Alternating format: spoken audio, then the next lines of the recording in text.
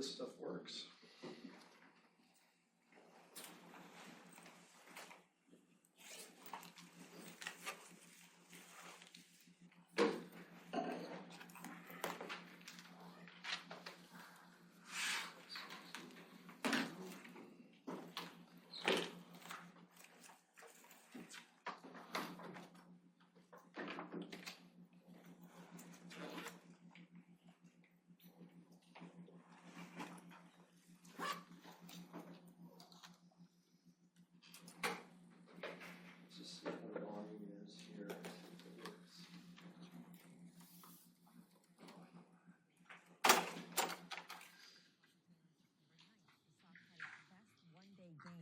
Since it went public 22 years ago, gaining nearly 25% on the day. Joining us now on What is Ahead for Starbucks, Paul Argenti, the professor at Dartmouth. We can hear that. That's good.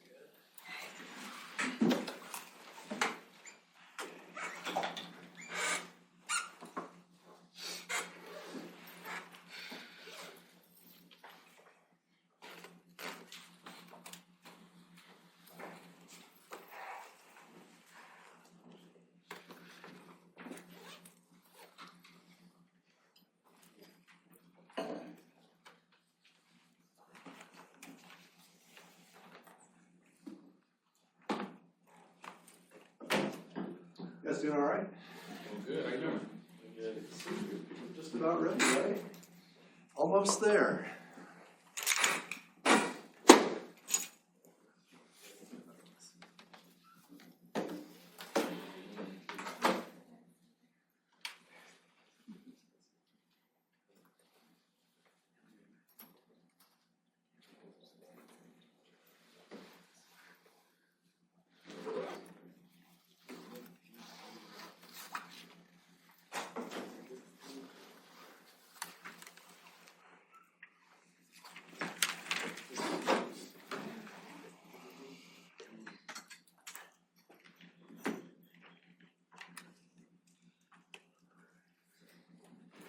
All right, it's about 6 o'clock. Pretty close, right? You guys doing all right? So welcome to Marketing 631, right? Should have a great semester, should have a great term. I'll let you know right now, oddly enough, I don't have a visual on this screen here, which is not really a big deal. That's why, every time we start a new term, it's always kind of the first day figuring out what's going on with that system. So bear with me if I'm a little contorted looking backwards and things of that nature. But super glad to have you. We'll spend this semester talking about the integration of marketing ideas, concepts from a strategic perspective for the organization. One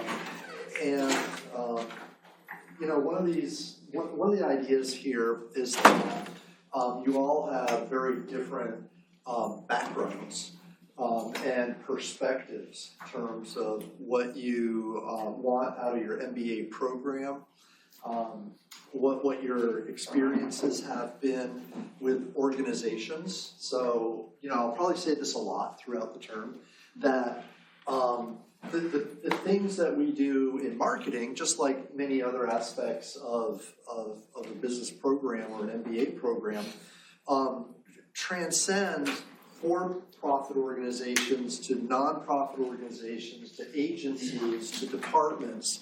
So many of the things that we talk about in this class are not isolated toward for-profit organizations. So if your goal is to be in and work in an agency or in some other context, please know that while I speak a lot of my examples or often use businesses, don't feel like the principles that we talk about and the theories we talk about are isolated to only those enterprises or organizations. And with that in mind as well, I fully understand and appreciate that there are many different disciplines represented through you all, from whether it's finance or accounting or management or MIS or any number of other areas. Some of you come to this program without a degree per se in business. right? It's a very open degree. A lot of folks who come in with different backgrounds educationally. So with that in mind, please know that I try to, again, apply the concepts that we talk about in marketing to a lot of different diverse applications, be it, again, nonprofit or whatnot, things like that. So I have a lot of fun teaching this class. In my background, this is my 18th year as a professor.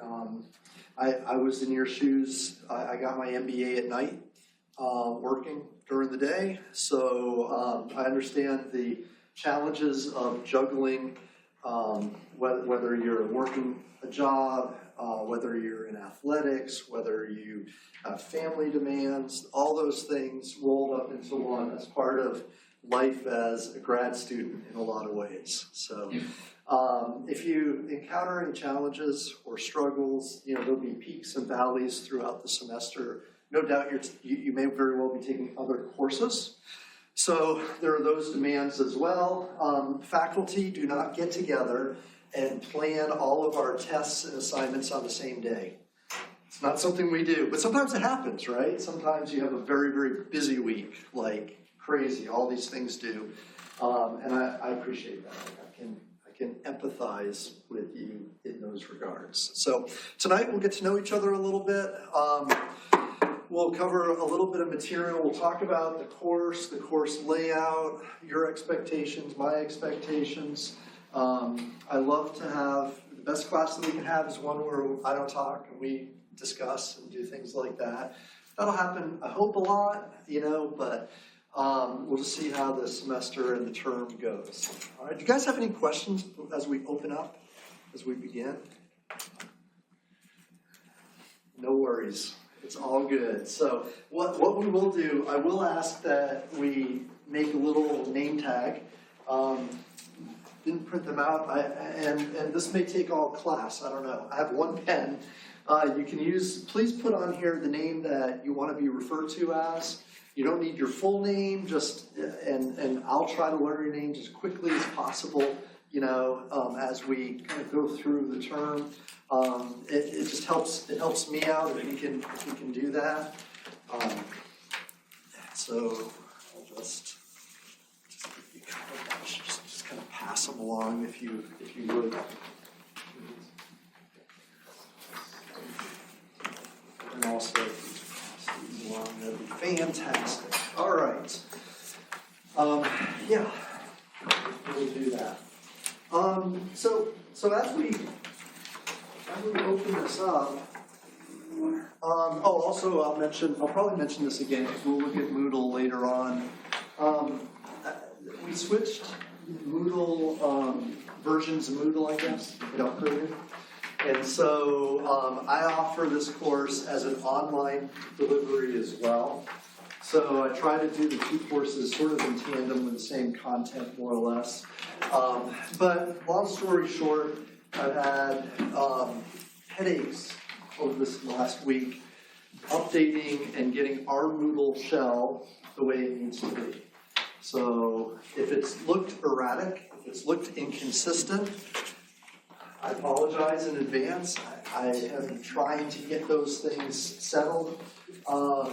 It may still look a little just congested and such until I get it all sorted out, but we'll look at it here in a little bit and go from there. The second thing we'll probably talk a little bit about, your textbook does not have this cover on it, but this is a textbook that's new to me. So I'm updating a lot of things in the course and a lot of elements and the things that we do.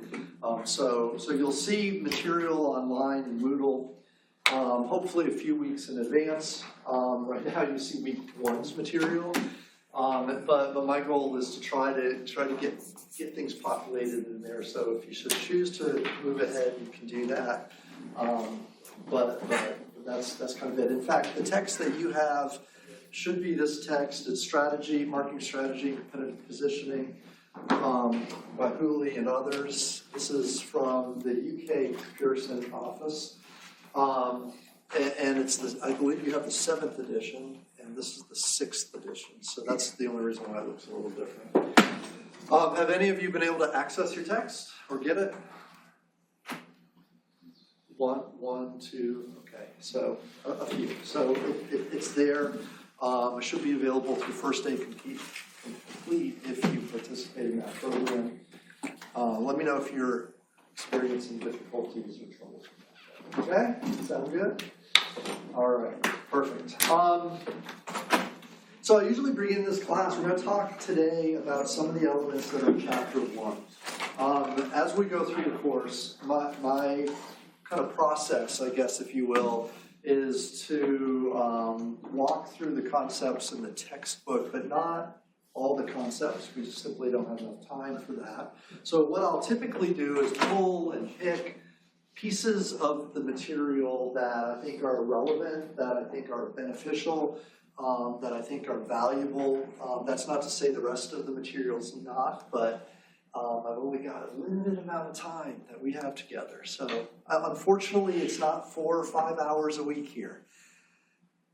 No, it's only what, 2.5? So anyways, so I have to be judicious in what we are able to cover in our FaceTime, and the material that we'll cover, I'll probably go into a little bit more depth, and I'll hopefully challenge you to think about the role of marketing, the role of CMO, and kind of how it interacts within the organization that maybe you're familiar with, and go from there. Okay, so I usually start by just asking, feel free to speak up. What do you think the role of marketing should be in an organization? What do marketers do?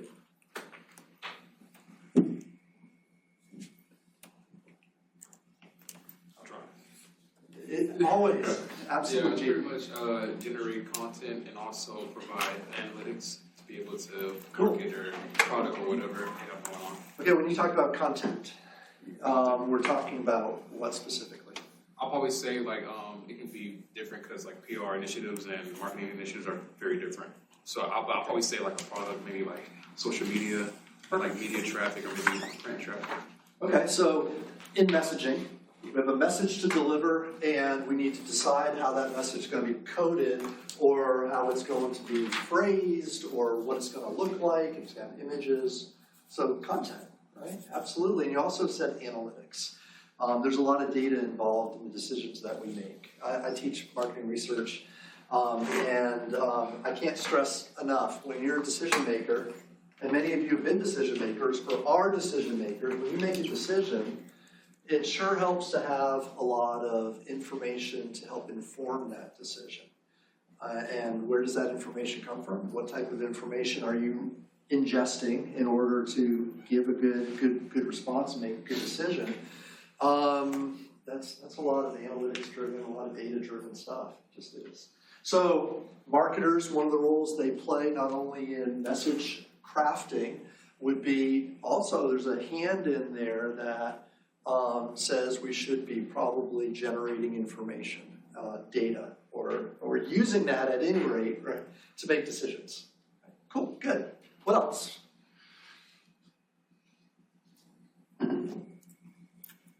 Creating the brand image. I love it. I love it. Brand image. In this day and age, we use the term brand a lot. And there's a lot of money spent on developing a brand. A brand, the term can be an esoteric type of a thing, like what is a brand? How do you know if you've generated a brand, and what it is, and how do you know what goes into it? How do you create a brand? Part of it is the image that you want, or that you want people to know you as, or the image that people do know you as, right? And is it a good image? We do a lot of, in social work, social media work, we do a lot of sentiment analysis. Out on any social media network, if you scrape the network or you're able to, are people generally positive or negative in relation to your brand? What are they saying about you? You scrape the web, you do a search, get all the references out there today that people have made in reference to your brand. What's its image? Do people like it? Is it good? Is it bad, right? We're going to watch a short video here in a few minutes about Starbucks. If I say the word Starbucks, you probably have an image of that instantly. There's associations that you have created, for instance, with Starbucks. That's crafting that brand, absolutely. What else? What else do marketers do? Or what should they do? What is their role in the firm? Provide products, Products? promote it. All right, so promoting products. Yeah. So we have a product or service, right, that this organization does, and people need to know about it, consumers need to know about it. Promoting often falls in line with crafting messaging in that space, so absolutely, yep, we sure do. What else? Yeah. I guess like target audience. All right, more specific. I guess like, What are you thinking? well, like depending on the product, you could market to a certain demographic or like age grouping. Perfect. All right. So here's one of those dirty little secrets. There are a whole lot of people who have a need or a want, but organizations have scarce resources. We don't have all the money. Any of you finance folks? If I just ask for an open checkbook and I say we need all the money we can get, it ain't gonna happen, right? I mean, there's only so much money to go around, so many sources of cash flow, so many places we can pull money from. So if I'm going to reach audiences, I have to be very deliberate in which audiences I'm going to reach. And so a lot of times we use that idea as a little nugget of truth to say, well, let's find customers that are going to be profitable. Let's find customers that are going to be excited about our product offerings. Let's find customers that are willing to love our brand and talk to others about us, right? And those customers aren't everyone. They are a very specific group of customers who we're going to target, right? And that takes a ton of data, a ton of research. So we can't be everything to everyone. We have to be very, kind of focused and use a strategy that's going to say which customers we're going to reach. So who will those customers be? Perfect. Yeah. What else? What else do marketers do? It's like,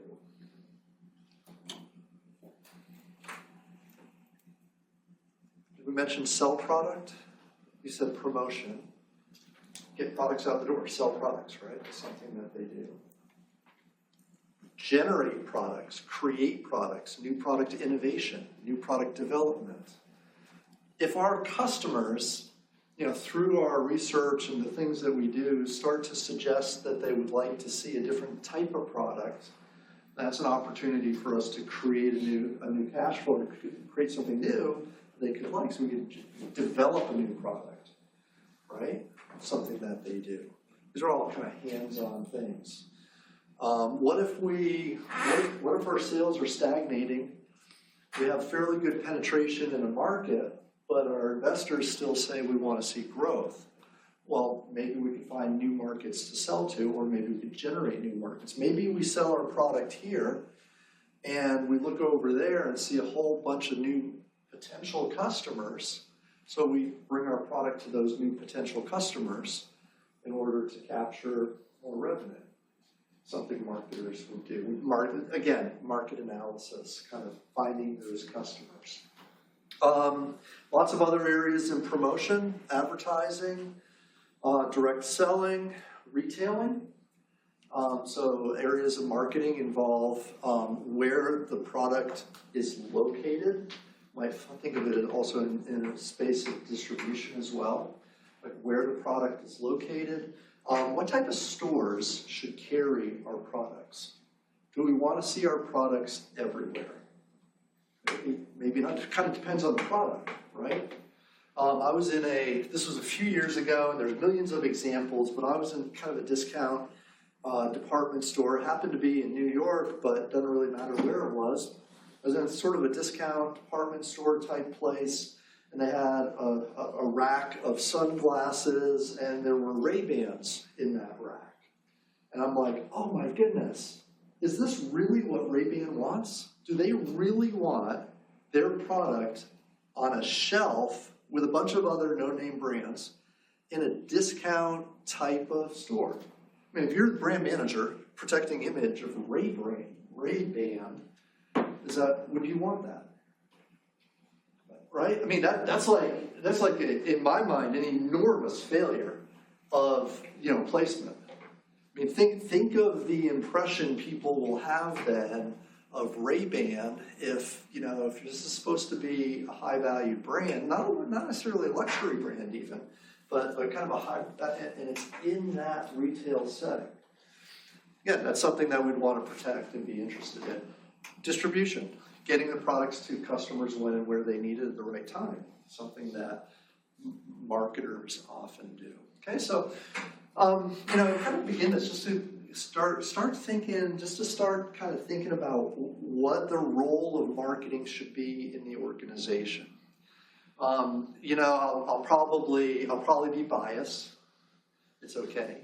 It's all right. And you can argue as much as you want. That's perfectly fine. I think marketing is a very exciting part of the organization. But it's like one part, one function. You use this analogy of an organization as having, it's kind of like a human body. We have brains, we have heart, we have muscles, we have, stomach, all the different things that we have in our body, right? Can't do it without any of those. You have to have each one, and each one performs a function. And so I happen to think marketing, is it the brain? No, it's not the brain, is it? I'm joking. I don't know. Your favorite function is probably the brain. I don't know. Maybe management is. Maybe finance is. Maybe operations is. You can't deliver a product if the product's not built or if it's not created. Right? So maybe there's some operations in there. But I will argue this, that you can build the greatest product in the world, and you can be operationally incredibly efficient. You can have an incredibly strong financial portfolio, but at the end of the day, somebody needs to use the product that you created, product or service. Somebody has to put it into use. Somebody has to pay you money for that value that you're creating. If somebody doesn't pay you money for the product or service that you've created, well then, you're not. You go out of business, right? Do you agree? You agree?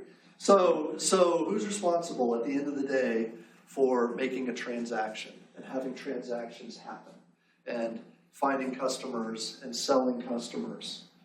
Who's responsible for that portion?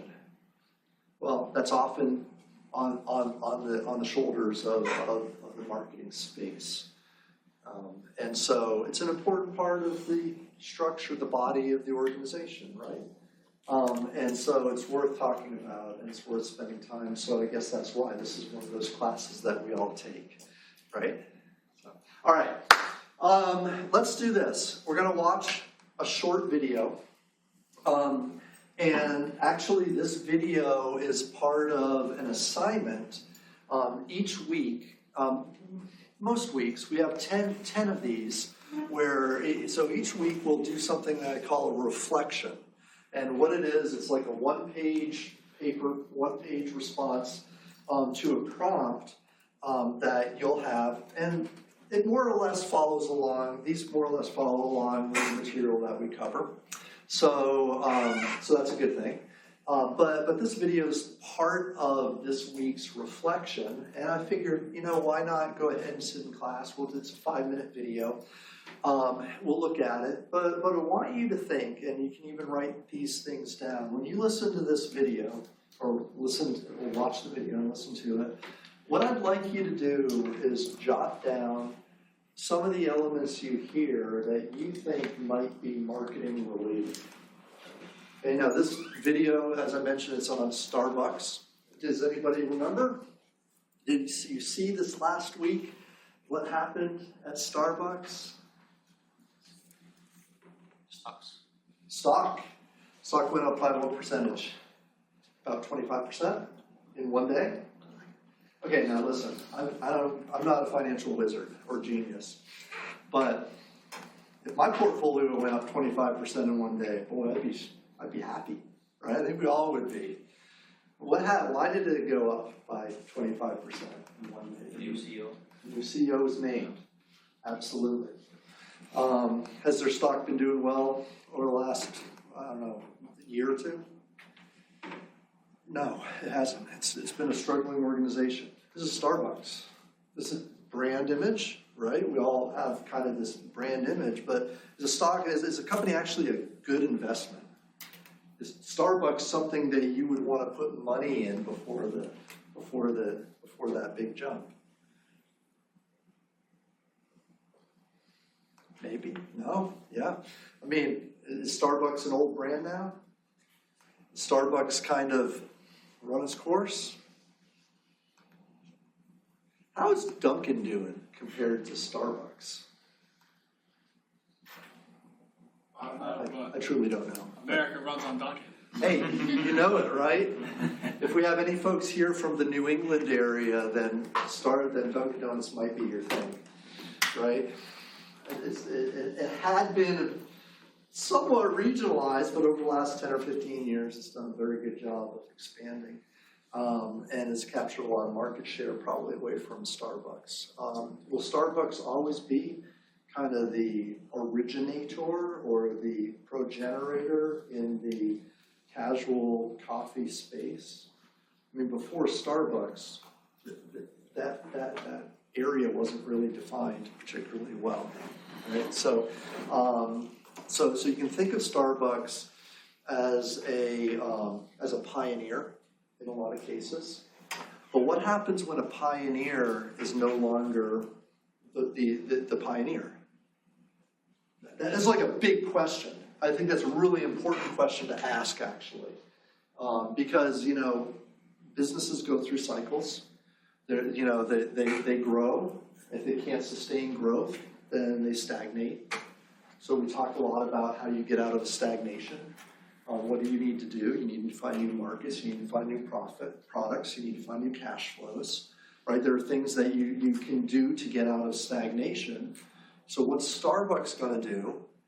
If you look at sales, you look at market share, you look at the stagnating nature of that brand, what can they do? Well, they can change the CEO. Well, the last CEO was in place for 18 months. So the last CEO didn't survive long, didn't do particularly well. And again, you know that because a new CEO was named and the stock went up by 25%. That is more of an indication of how bad the old CEO was than probably the new CEO is. Be my guess, right? I'm just reading the tea leaves, but that'd be my guess. So what I want to do is just watch this short video, and if we can just jot down some, even if it's just a passing reference, if you think it's a concept that might relate to marketing, write it down. We'll throw out some ideas at the end and then kind of go from there, okay? Sound good? All right. Again, this is, let's see if we can, where was that? I think it was here. Incidentally, if you go into Moodle, this is found in Reflection 1. There's a prompt here, and part of this assignment, there are two short articles that also talk about this. But this is it. And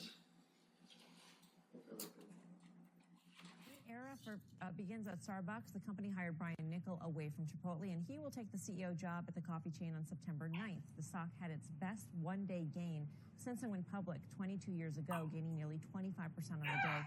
Joining us now on what is ahead for Starbucks, Paul Argenti, the professor at Dartmouth's Tuck School of Business. Professor, great to have you with us. Thanks. Happy to be here. How much time do you think Brian Niccol actually has to get things done, seeing that they have had a spotty track record in terms of keeping CEOs on? And mostly because you've got a backseat driver here. You got Howard Schultz still exerting his influence, even if from the sidelines. Yeah, I don't think he has a lot of time. I mean, the previous CEO started in March of last year, and if you just think about that, maybe he has a year to go. I think people are going to be looking very carefully at what he does this fall and how quickly he can turn things around. And I think it was kind of a genius stroke to be able to get this guy. I mean, he is a really successful CEO, turned around Chipotle, Taco Bell before that. And I think he's the kind of guy who actually could get something done. The question is, what will he do and how will he do it? And will Howard Schultz stay on the sidelines and leave him alone and let him do his job? When Brian Niccol joined Chipotle, there was a tangible problem that he had to tackle and that he was able to tackle, and that was the foodborne illness issue. And he was able to fix that. I'm not saying that that's the only reason why he succeeded, but in the beginning, he was able to have a big win, which sort of set the stage for the rest of his CEO tenure. And I'm wondering, because this problem at Starbucks is one that sort of a lot of industries, whether it be a Nike or an Estee Lauder, we had a retail analyst on discussing this, multinational company running up against challenges in China, running up against challenges in the domestic market where they had the dominant market share. These are sort of more amorphous problems for him to tackle. Do you think that the expectation for him to succeed is maybe too high at this point? Yeah, I'm sure the expectations are too high because this company has lots and lots of problems, as we know, including labor issues, the depersonalization of the brand, the move away from that kind of folksy Starbucks that we all knew way back when. How do you reinvent yourself is a totally different question than how do you fix technology or how do you get rid of foodborne illnesses. And I think he really needs to come up with a strategy that will take Starbucks to a new place that it hasn't been for quite a while. That's going to be a tall order for him. Yeah. Do you see similarities out there as the retail analysts we had on earlier sees in terms of some of the issues that larger multinational companies are now facing? Is there a sort of a common thread? Are you looking at this from a case perspective in terms of, what is going on with these storied brands that had been the dominant market share owner losing all of a sudden their dominance? Well, I think, you can't last forever. And I think this is something that all organizations face. I mean, I've been studying companies for 4 decades. At some point, they lose their luster and they need to reinvent themselves. And Starbucks has been able to do that more than once in its history and needs to do it again. I think the markets have been difficult for Starbucks and have been pressing them. I think this move seems to have gone really well. I mean, to get a bump like that, 25% in a day, shows that investors feel this was the right move. So he has the headwinds behind him, but you still need a strategy to try to turn the organization around. And that would include potentially getting rid of value meals, starting to make the experience more personal, coming up with new products that you could put in the stores, opening up new stores, closing stores. There's a lot to go on here. It's a complicated organization, and it's a big organization. Plus, you have the issues associated with international growth, and particularly China, where Starbucks has struggled lately. So there is a lot for this company to focus on and for him as the CEO to tackle. What grade do you give the board, the Starbucks board, for doing what they've done? And I don't know if you want to look at first putting Narasimhan in the job, allowing Schultz to publicly voice his dissatisfaction with the CEO, or being proactive in recruiting the right guy. Yeah, I hate to grade board members, but I guess I would say they're passable at best. I mean, the decision to hire a non-food oriented person seemed wrong to me back in last March. So I think that was a mistake. Allowing Howard Schultz to still make noise and be a part of the conversation and lob insults on LinkedIn, even if not directly, all of that needs to stop. And in some sense, I think one of the biggest challenges that Starbucks has is they need to move beyond Howard Schultz. Howard Schultz was amazing. He thought the whole thing up. I mean, we wouldn't have great coffee in the United States without Howard Schultz to some extent. But he also had Orrin Smith by his side, an operational genius who was able to build this company in the early part of this century. So we need more of that. We need the operational excellence coupled with some new strategic pushes to put this company back on track for sure. And that does not include Howard Schultz any longer, I'm afraid. But the pioneer gets pushed out. You know, when the person who started it all is in the way. It's one of those things. All right, so I asked you to jot down a few things. What are some of the things that you heard that might be marketing related or might be something a marketing space might be able to solve for them? You mentioned multiple times about reinventing yourself and like bringing about new products and taking away certain products. Okay, so sitting on that reinventing yourself, there's actually two statements in there that sound to me like one of the bigger end goal. Like the goal is, or in their perspective, from their perspective, is to take them to a new place and to reinvent themselves. And so I'm glad you picked up on that. If an organization is going to do that, then what are some of the things that they would do? And you mentioned new products. Yeah, bringing in new products and then getting rid of old products. Okay, so a lot of the things that they're talking about through here, and the things you might come up with, may all relate to this idea of reinvention and creating a new brand image. What else? What else did you hear? To make the experience more personal. So he uses this term, depersonalization of the brand. Depersonalization of the brand, and I don't want to spill all the fun of those two readings that you've got, but I heard that, and they mentioned in these readings, when you go to Starbucks, it used to be, and I don't know that it is anymore, where they would write your name on the cup. It would be personalized, and I think now maybe, especially if you pick it up or if you do it, they have it all printed out for you, like a computer generated thing, and that interaction in the experience of getting your coffee seems to have been lessened, maybe. I was just going to add to that, and, like right after he said that, he said something about closing and opening stores. Sure. So like maybe scaling back.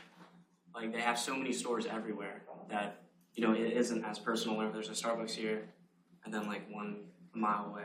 It really is. That is true. Okay, that's a good idea.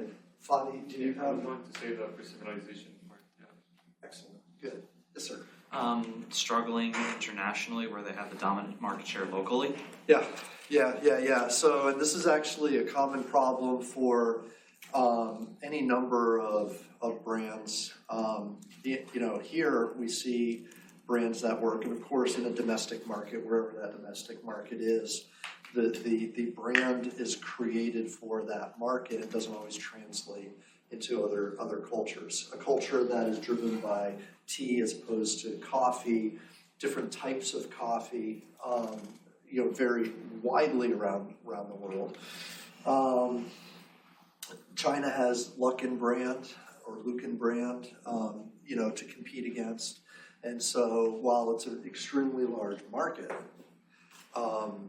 breaking into it is not easy.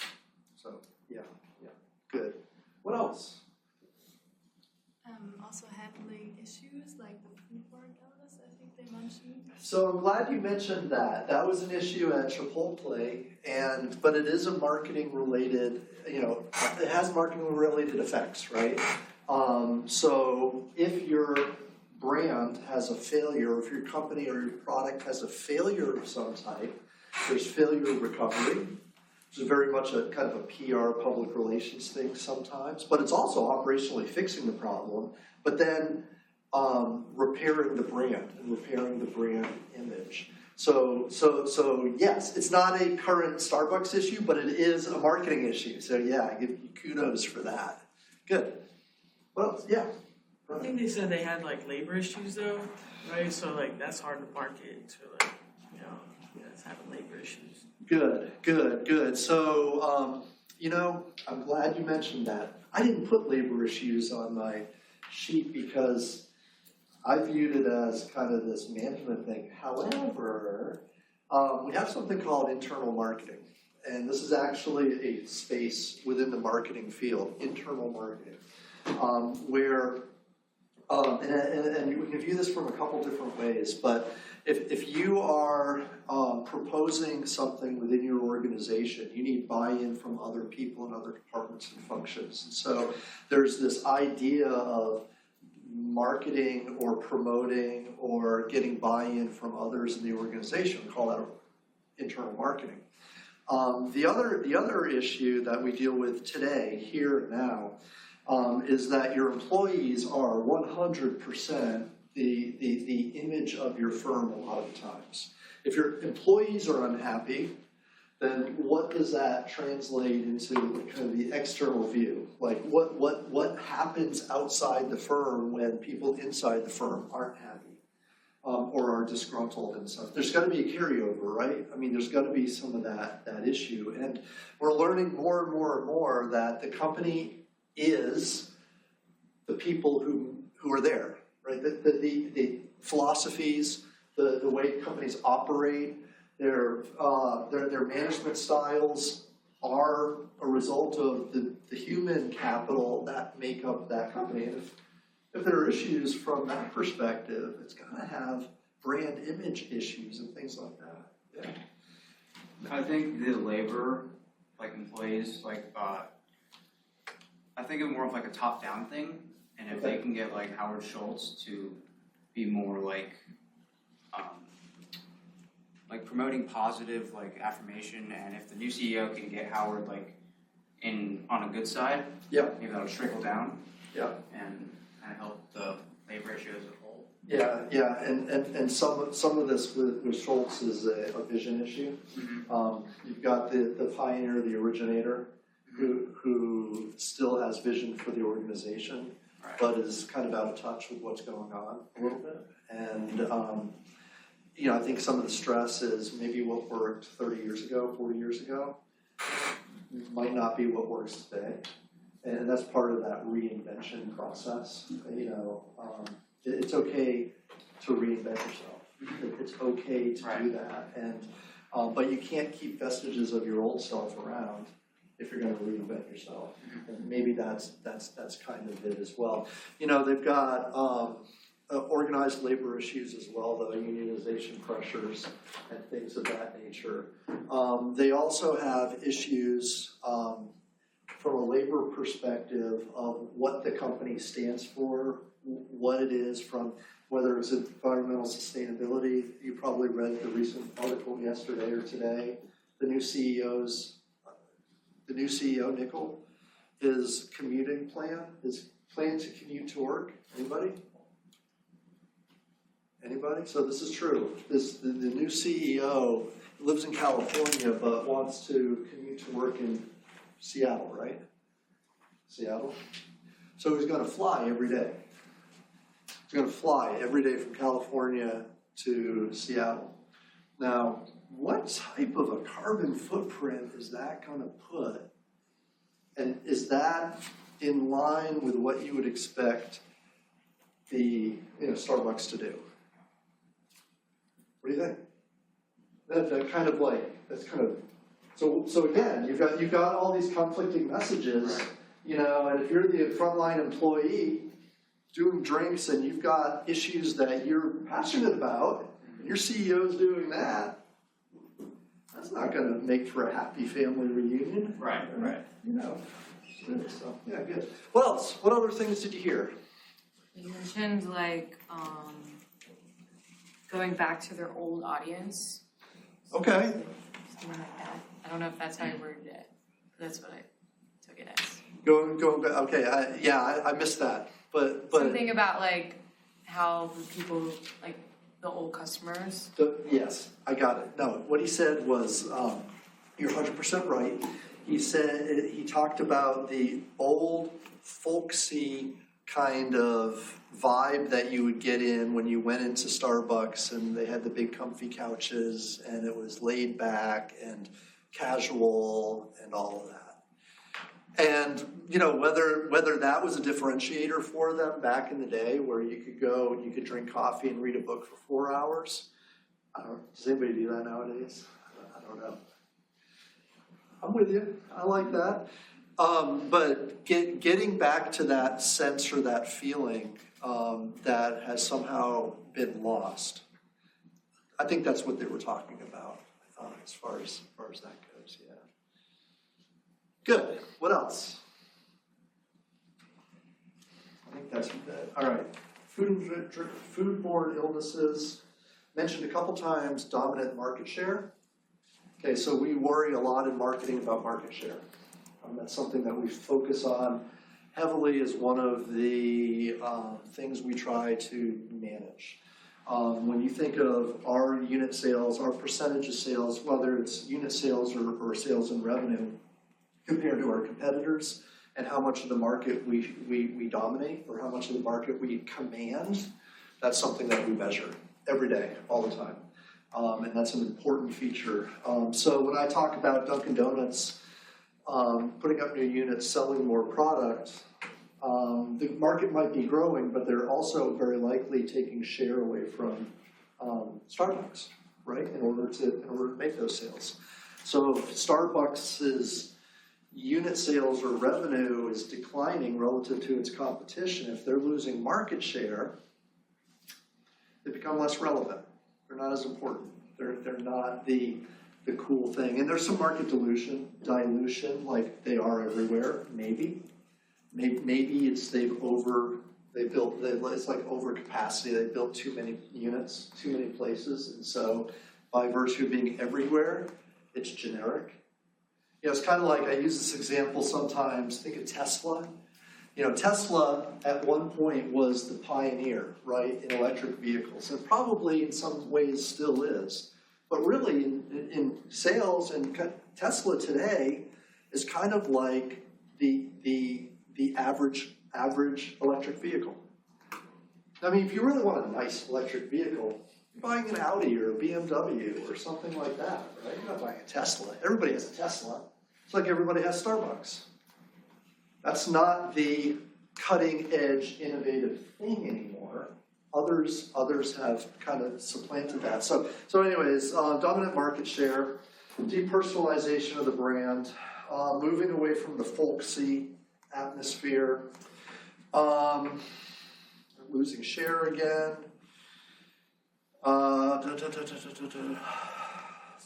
Relevant. Getting rid of value meals. Okay, so when you think of value meals, I think of McDonald's. And, you know, it's a pricing scheme, it's a price bundling technique that we use. We want to push more product, and we want to bolster profit margins. We bundle products together. But do you want a value meal when you go to Starbucks? I mean, is that counterintuitive? I think from a brand image perspective, that's what he's talking about, getting away from that type of thing. Make it more personal, develop new products. Specifically, something said opening and closing new stores and international growth. So all of those things you guys mentioned. Yeah, that's good. All right, so the reflection that we do this week, and again, we'll talk a little bit more. We can talk more about what that is. But each week, we have a prompt where what I want you to do is write about a page or so that reflects the prompt, the thing that we're talking about on that. And this week it deals with, if you were the new CEO, what would you focus on in order to turn Starbucks around? And we have a whole bunch of things here that you could choose from. And when you talk about what you would do, you should spend a little bit of time just kind of justifying your answer. And, you know, if they did what you propose, how would you see those results? You know, I mean, what would be success to you, maybe? And some things like that. Okay? There are a couple, like I said, a couple short articles to read along with that. And we saw the videos. We'll rewatch that video if you'd like and go from there. Okay, cool. Good start. Everything going on? Any questions? Got a question. Yeah, of course. So I'm just thinking this a thought. Yeah. Just want to know your opinion because, like, you know, So I remember you said about value meals and stuff, right? Like how Right. some people is not really capitalizing this because of current market trends and stuff. But at least from Starbucks personally, I know. I mean, I'm not a caffeine guy, but Okay. I know a lot of people. You're not. reasoning- I No, not at need all. I need 3 cups a day minimum. That's just me.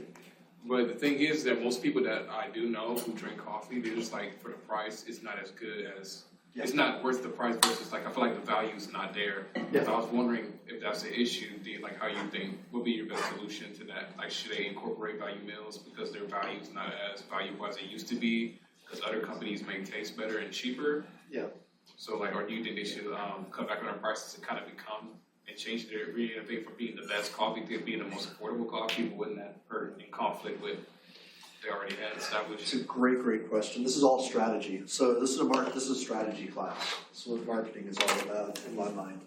And this is a strategy question he's asking. And so when we use the term, when we look to position a product, position a brand, position a company, it's usually a conscientious effort to think about kind of like, wow, how we want perception, how we want to be. And so think of it as, maybe you could just simply think about it in two contexts.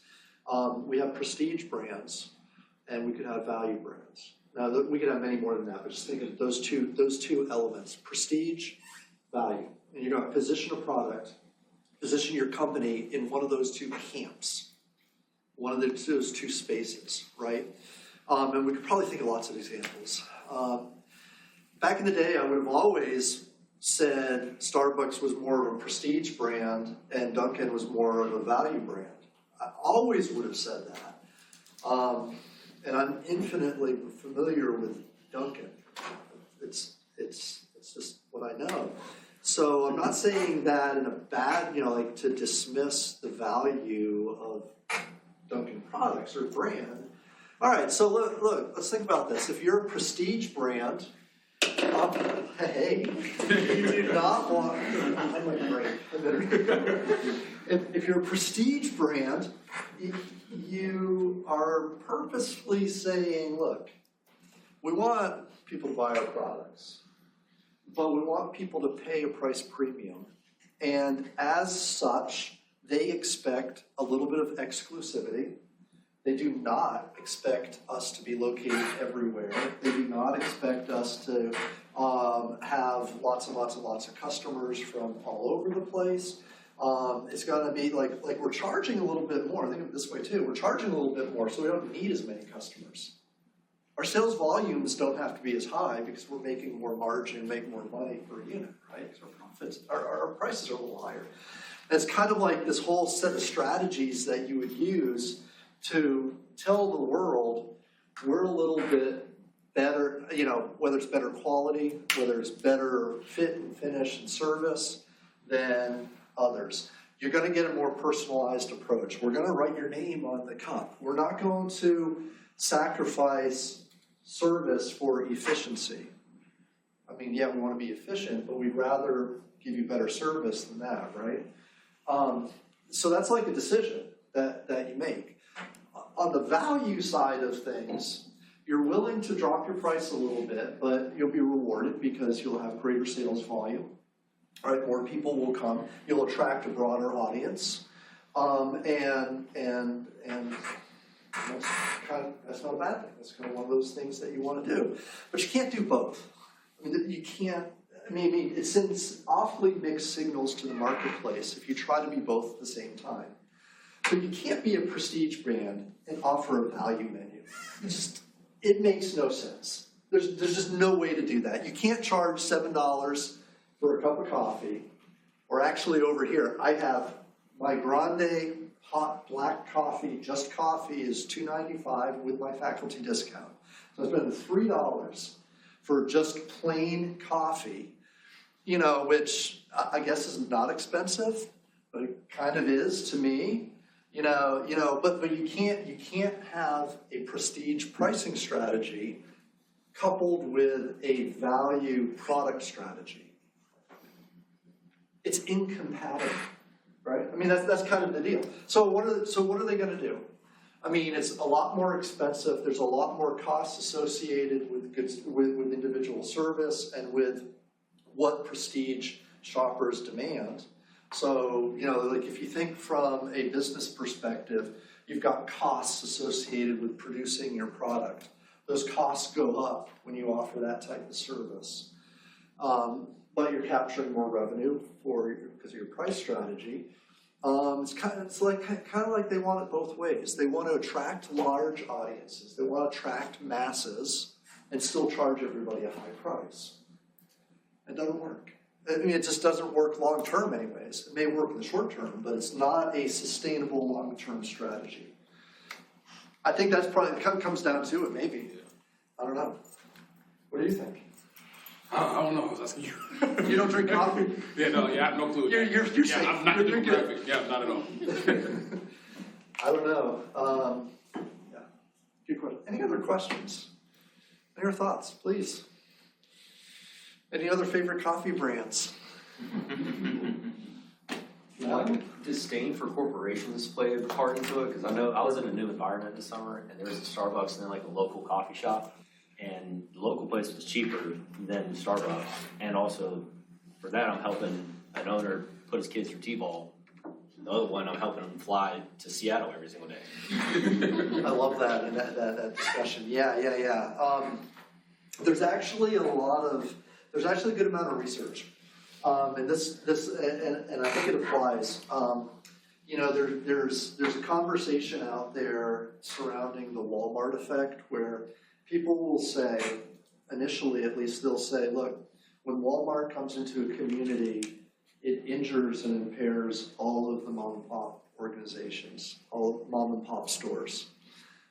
Evidence, however, suggests almost the opposite, that when Walmart comes into an area, if strategic, there's plenty of space for mom and pop stores to not only exist but thrive, because people are okay spending more for that local, experience, that local service, but also, just as you say, you're helping your local community out, whereas opposed you might avoid the corporate entity because their CEOs are flying thousands of miles a day, because they can afford it or whatever.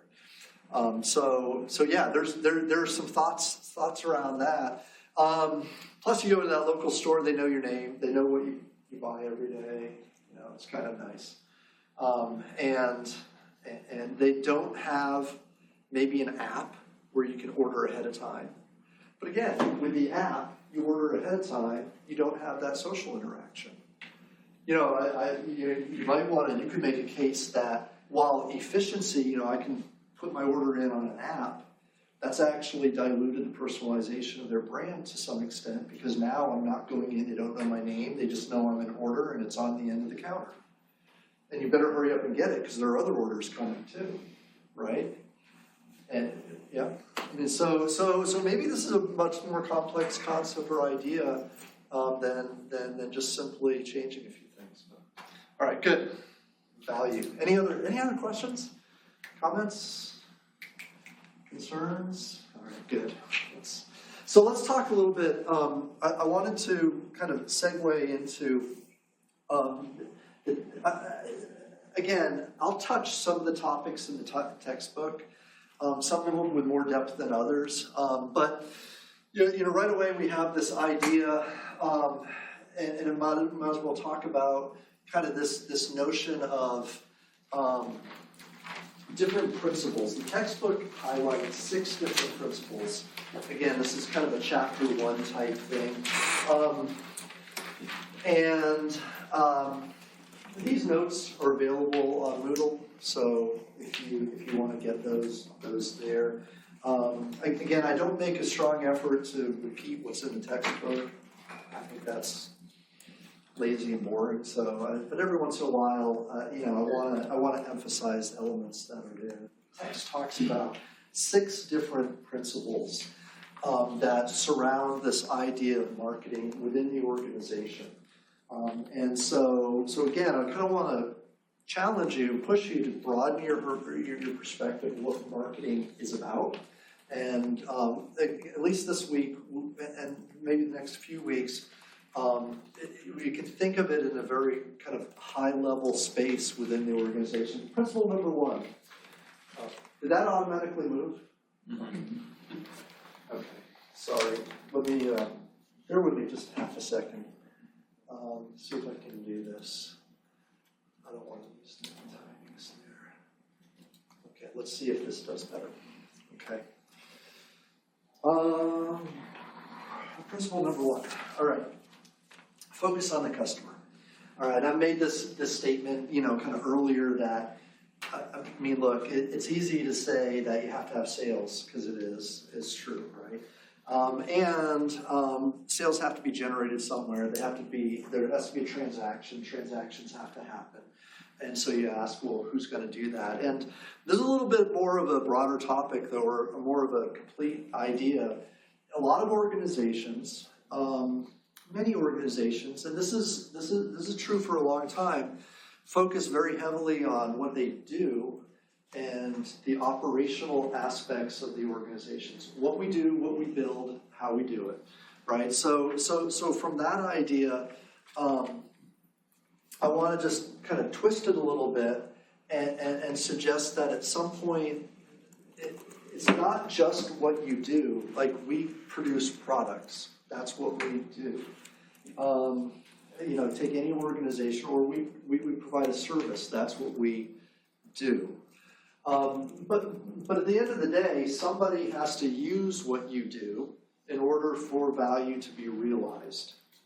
So whether it's a person like an individual or a household, a family, whether it's another business, they take what you have done and then they do something else with it, right? That can't be left out of the equation. You don't just build products. You don't just create something. What you're actually doing is you're satisfying some other, I call them a player, some other person, some other entity's needs, right? And I mean, again, they're not going to pay you money if you don't do something that they value. And so you're not only making something, but you're also creating value in the marketplace in a broader sense, right? So one of the challenges here is for the organization, and perhaps from a marketing perspective, focus on what people will do with what you make, right? And so, again, focus on the customer, maybe a little too glib, might be just kind of like a bumper sticker saying or something like that. I get it. That's probably a little bit too easy to think about. But if your organization is only focused on making something, then you lose the bigger picture of why you're making it, I guess is what I'm saying. So, we focus on the questions like, what business are we in? What business should we be in or could we be in? Where do we want to be, and how do we want to get there? I think Starbucks needs to ask these questions to some extent.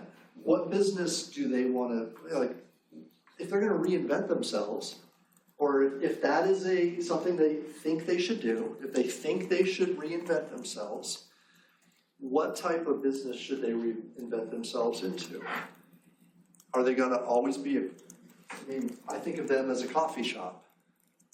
Do they have to be a coffee shop? Could they expand into other product categories? Could they expand into services? Could they expand into some other things that they could do?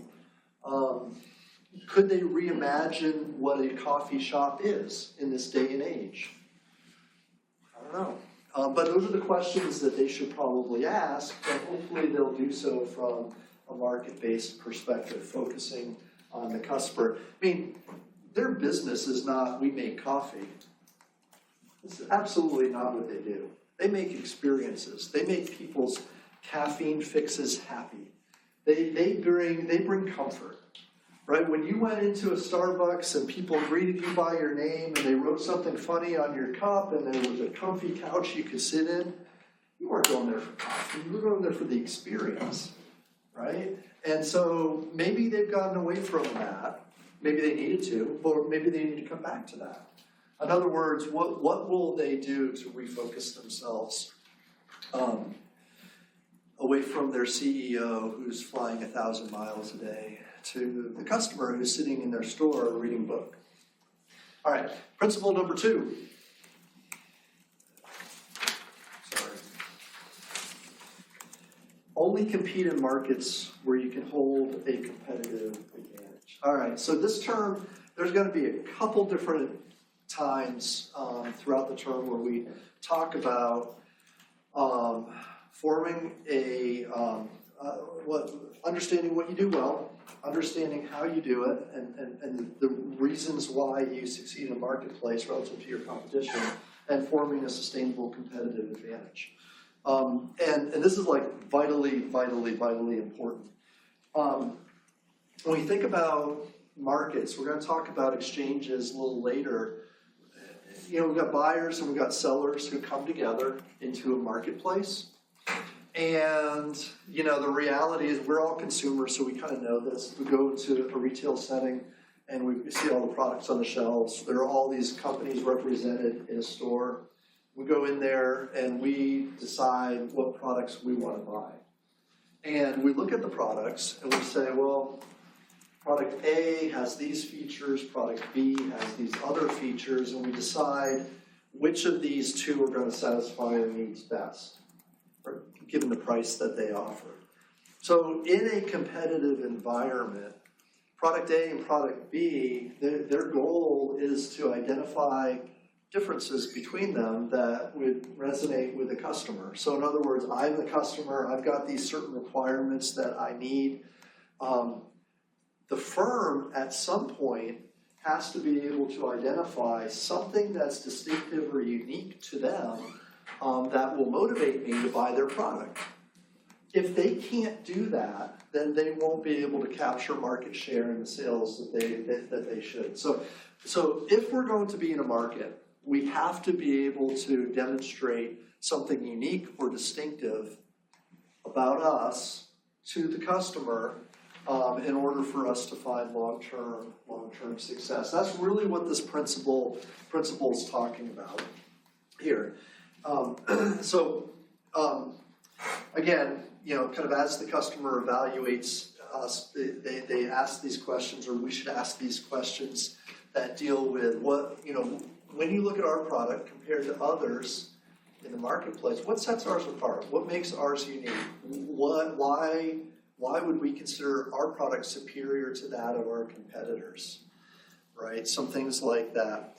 What do we offer that would compel a buyer to buy our product, again, as opposed to what else might be out there? And very importantly, if we can't provide a unique offering in the marketplace, then that's going to lead to problems, lead to trouble, right? It's going to be a challenge. Now that might again be a price thing, it might be a product thing, it might be a service element that we need to be able to tweak so that we stand out and are different from everybody else. At the end of the day, though, if you can't distinguish yourself from other offerings in the marketplace, then you need to find something that will help you do that. Find a distinctive advantage, create one, or build one, or find other markets where you'll be able to succeed in.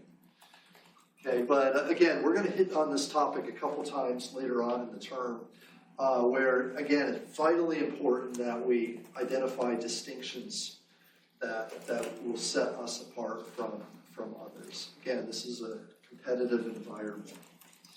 All right, cool. Good for number 2? All right, principle number 3. Customers don't buy products.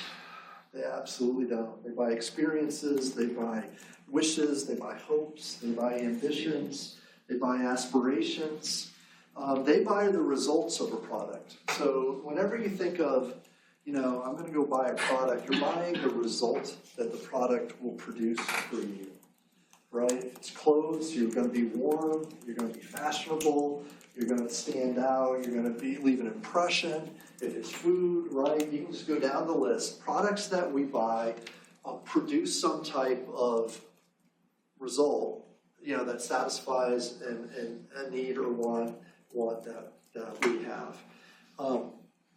So focusing on that, the better, the greater degree the degree to which we satisfy a need or want, not just produce and sell a product, but satisfy a need or want, the better our financial outcomes are.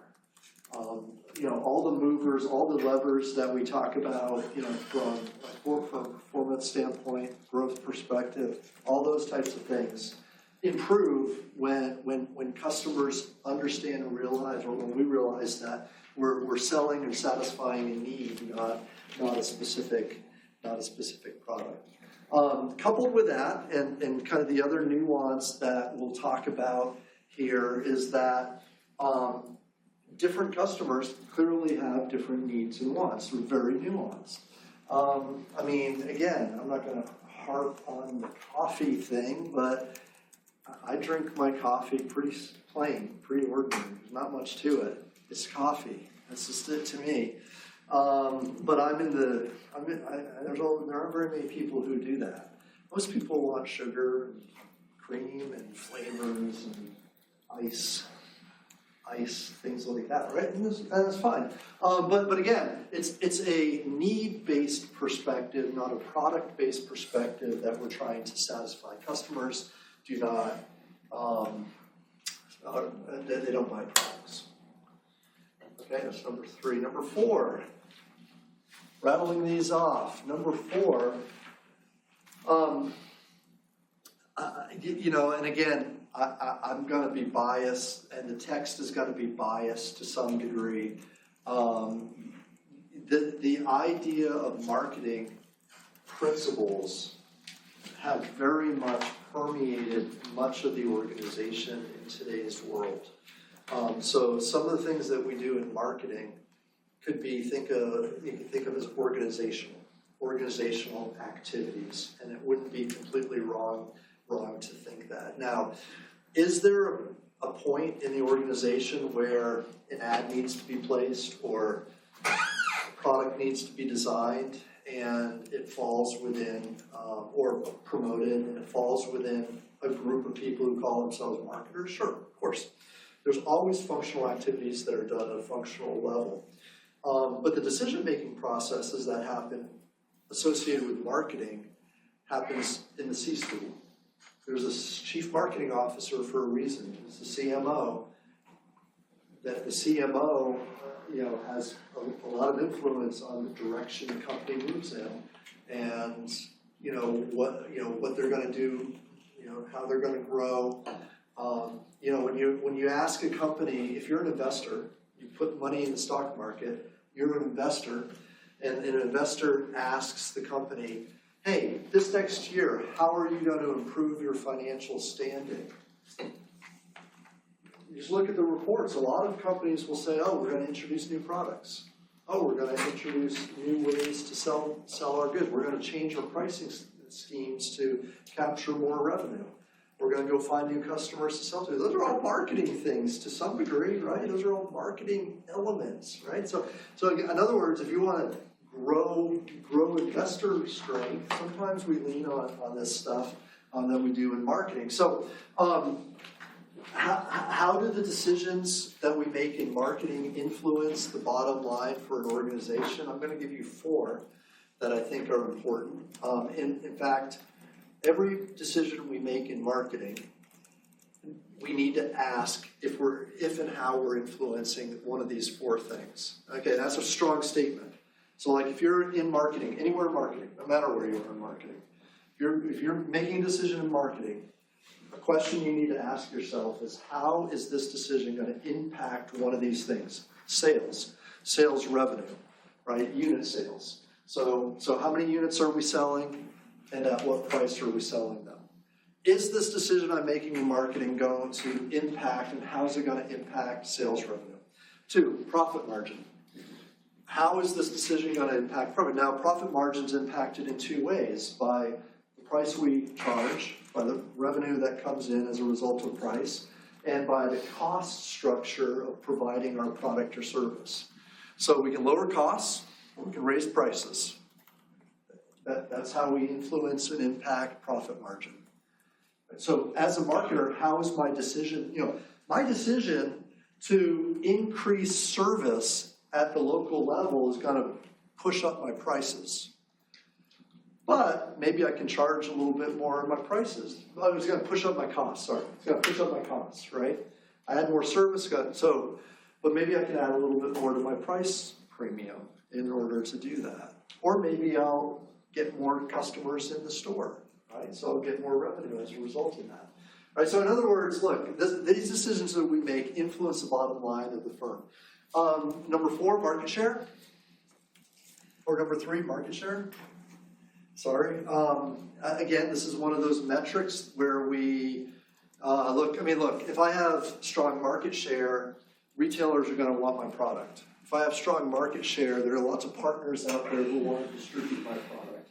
If I have strong market share, then I'll have suppliers who want to sign exclusive deals with me.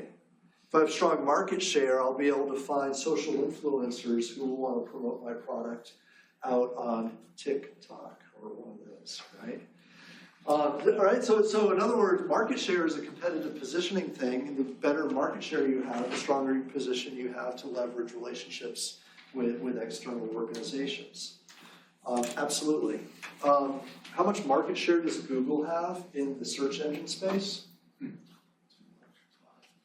Should know, they were just in the news this last week. Among all Alphabet's companies and holdings, they have a hand to play in roughly 90% of all internet searches. One Alphabet company or another. You think that's a lot of market share? They have 95% influence in cell phone or mobile searches. That's why they were just called out and the court. You see the article? Anybody? Or the news? Yeah, they were just found in a court of law. They were just found to be a monopoly, and they're going to have a remedy of splitting up something here and there. Right. So imagine controlling 90% of the market. That's pretty good, isn't it? That's what we want. Right, not necessarily great for the consumer. It's certainly not great for other competitors, but it's good for me. Right. Apple is another example. This is I don't have the data exactly, so it's been a number of years. Apple, for many years, especially with their tablets and their newer phones. This is a 10, so this is probably old by now. It was new to me, but it's probably old now. They use a layer of sapphire. Sapphire? Right? They use a layer of sapphire, a real thin layer of sapphire on the faces of their devices. Right?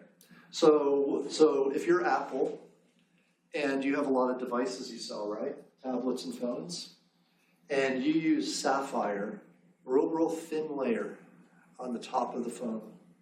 How important is sapphire to you? Paramount. It is essential, right? I mean, if you do not have access to sapphire, then part of your things go south quickly because it's a real key component to your products. So at one point they bought up and they had sapphire producing companies. We have an article. We may read it later on in the term. I'm not sure yet, but they at one point controlled over 60% of the world's sapphire market. Because it's a supply to their products. So 60% is pretty good of anything, right? Not grapes. But everything else, 60% market share is fantastic. All right, so market share is important. Any way you look at it, it helps you leverage lots of things. Okay, number 4 on this list that I like to look at then is the exploitation and the development of new markets. That's another thing that we want to do. Again, all of these things that you see here will lead to positive financial growth results. and I don't care what part of the organization you're in, you care about the bottom line. You care about how much revenue you're generating every year. Your investors care very much about these things. And so the decisions we make in marketing, we have to think about these elements. That's what we truly do. So these are universal goals. These are enterprise-wide expectations. And so again, the authors will boast that like marketing is the central nerve system of the whole thing. Maybe it's not, but it is important. And it can push these levers when used properly. Okay, good. So number 4. Number 5, markets are heterogeneous. Okay, so this is a really important concept to think about in a lot of ways. So again, we had kind of this description of value versus prestige kind of positioning. Another thing we talk about sometimes when we define markets is an extreme between mass marketing and one-to-one marketing. And I think one of the things that you'll find is that today, as markets evolve, they're ever moving in a fast way towards one-to-one environments where with technologies, and kind of the expectation of customers is that we can get products that are somewhat personalized at price points that match what we're willing to pay, that are delivered to where we want, and so forth. So in other words, think of the value propositions that are out there. Think about like the products that we buy, and this further kind of concept that we want products the way we want them, when we want them, in the context that we want them, as opposed to products that are generic, where one size fits all, kind of thing. So let's just think about like the one size fits all mass marketing approach.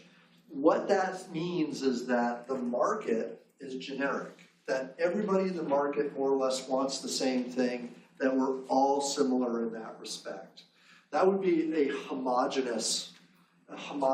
view of the market in a homogeneous manner or nature, that everybody's kind of, as consumers, we want the same thing, we're all happy having the same thing.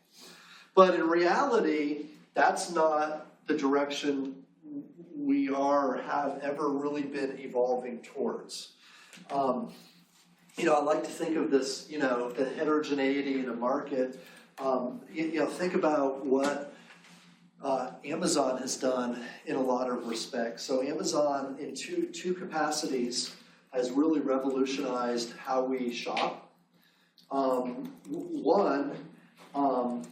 Three probably. One, it's created a portal for lots and lots of vendors to be able to offer products. So instead of having one store manage a whole bunch of products, you have literally thousands and thousands of stores all in one location. So it's kind of like this access to the market thing that they've created as a portal, as a shopping portal. 2, the price strategy that's associated with Amazon is that they look at the demand for products and price shift and change every day, every hour, every minute. Amazon literally makes thousands and thousands, hundreds of thousands of price modifications to their products daily. So if there's a product that is in more demand, price gets nudged up a little bit. The product is in less demand, price gets nudged down a little bit. So this micromanaging of price reflects the heterogeneity in the marketplace, that people want different prices. People want to pay different things.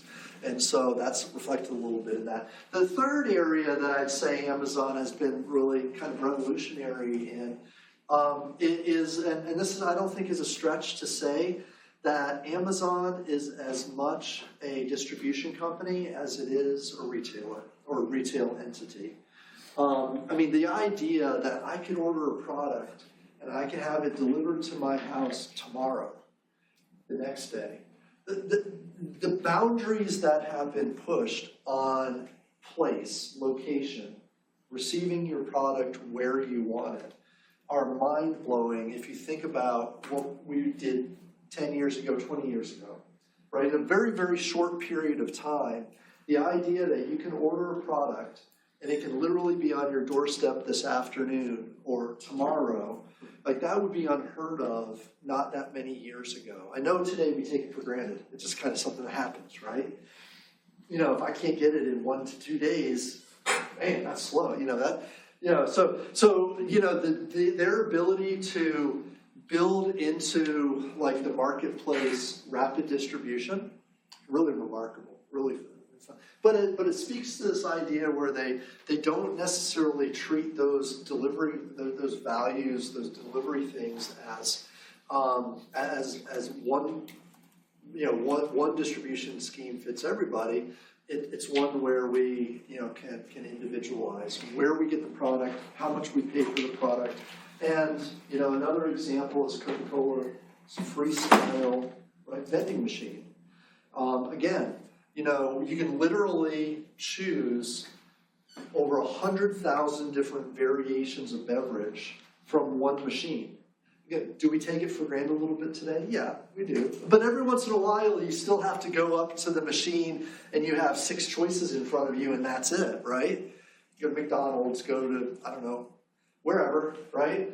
You get and you have sweet tea or unsweet tea, and then the other choices, right?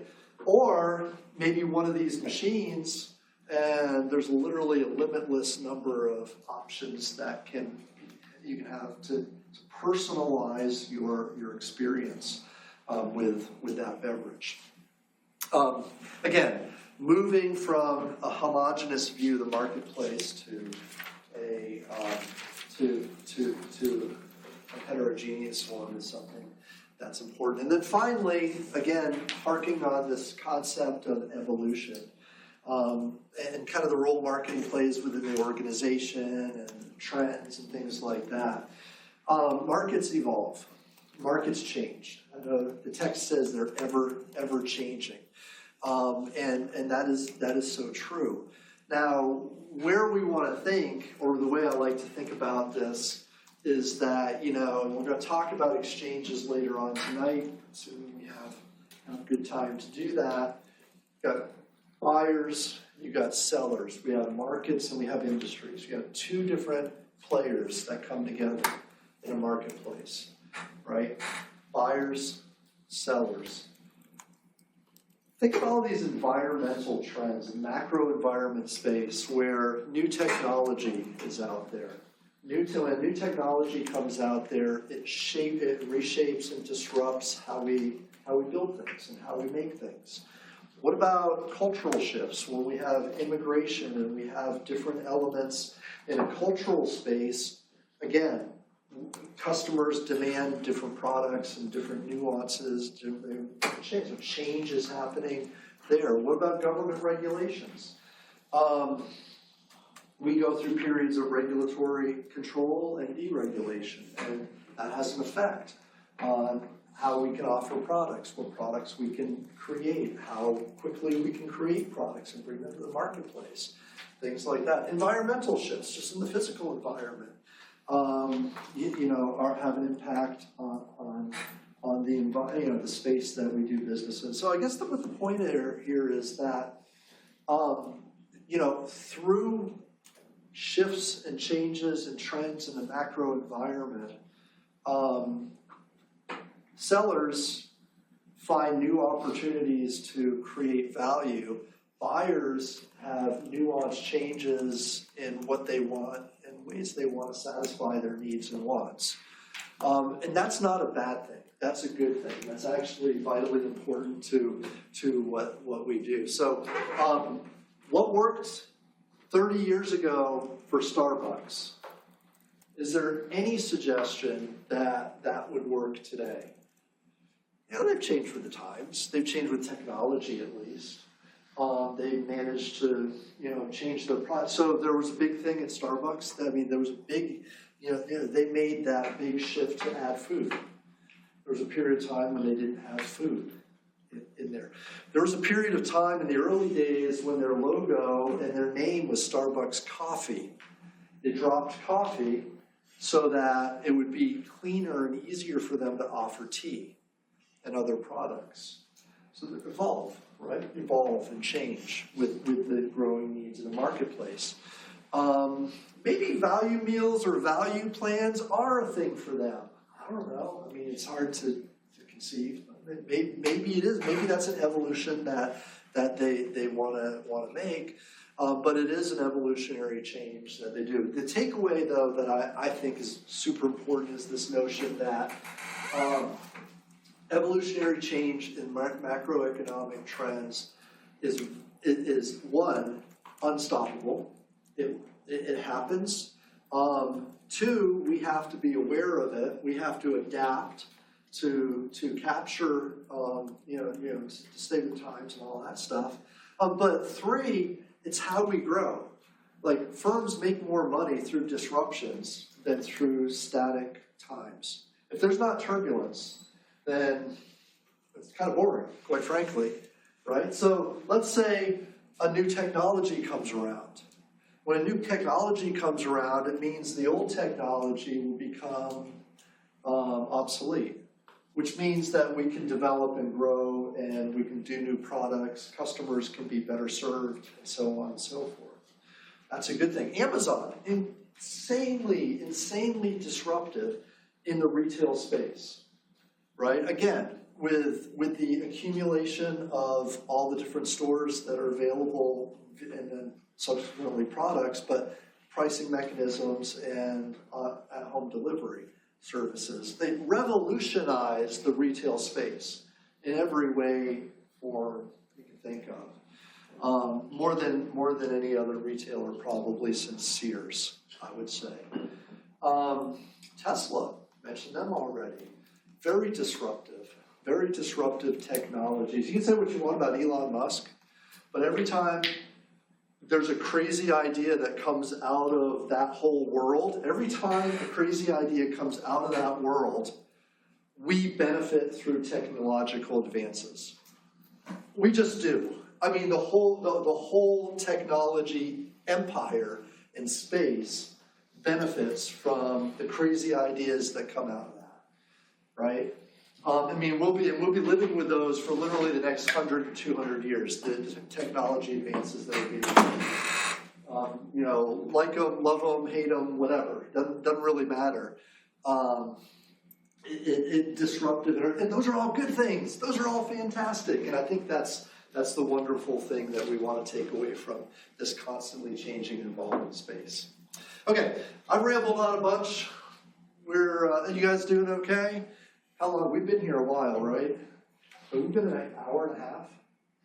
Are you serious? Let's take a break. Is that good? Take a little break. We'll come back, say maybe 10 minutes.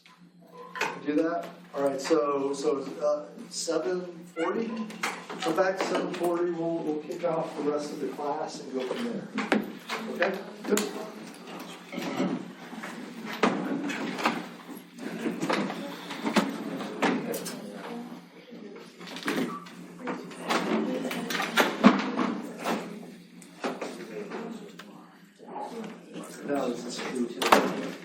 Bring this cushion? Yeah.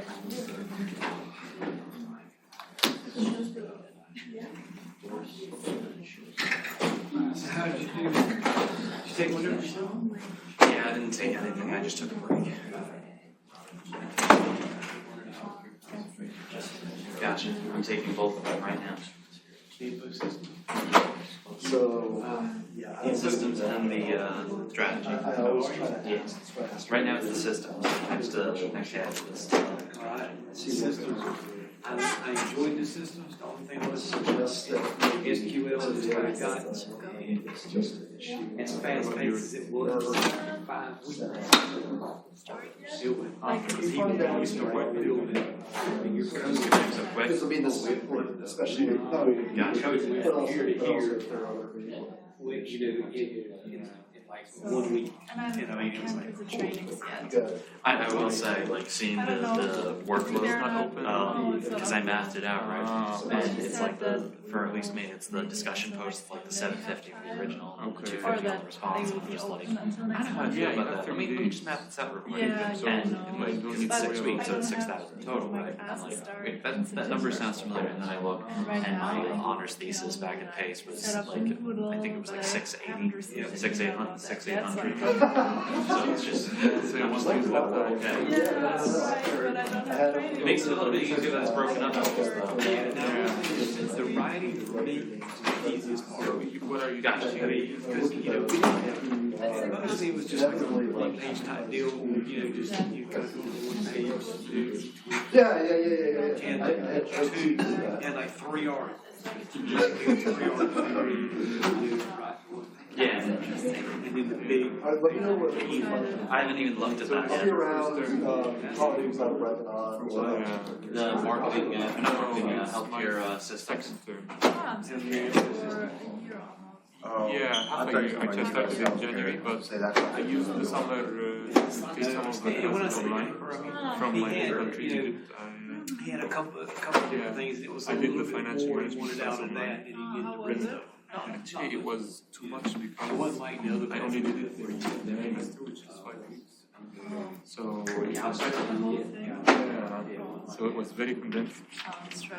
Yeah, but the elective info systems in healthcare, it was so light. The financial ratios. I haven't taken that yet. Oh, so financial management? What about Not yet. That's going to be my last semester. Do you know who you're taking it with?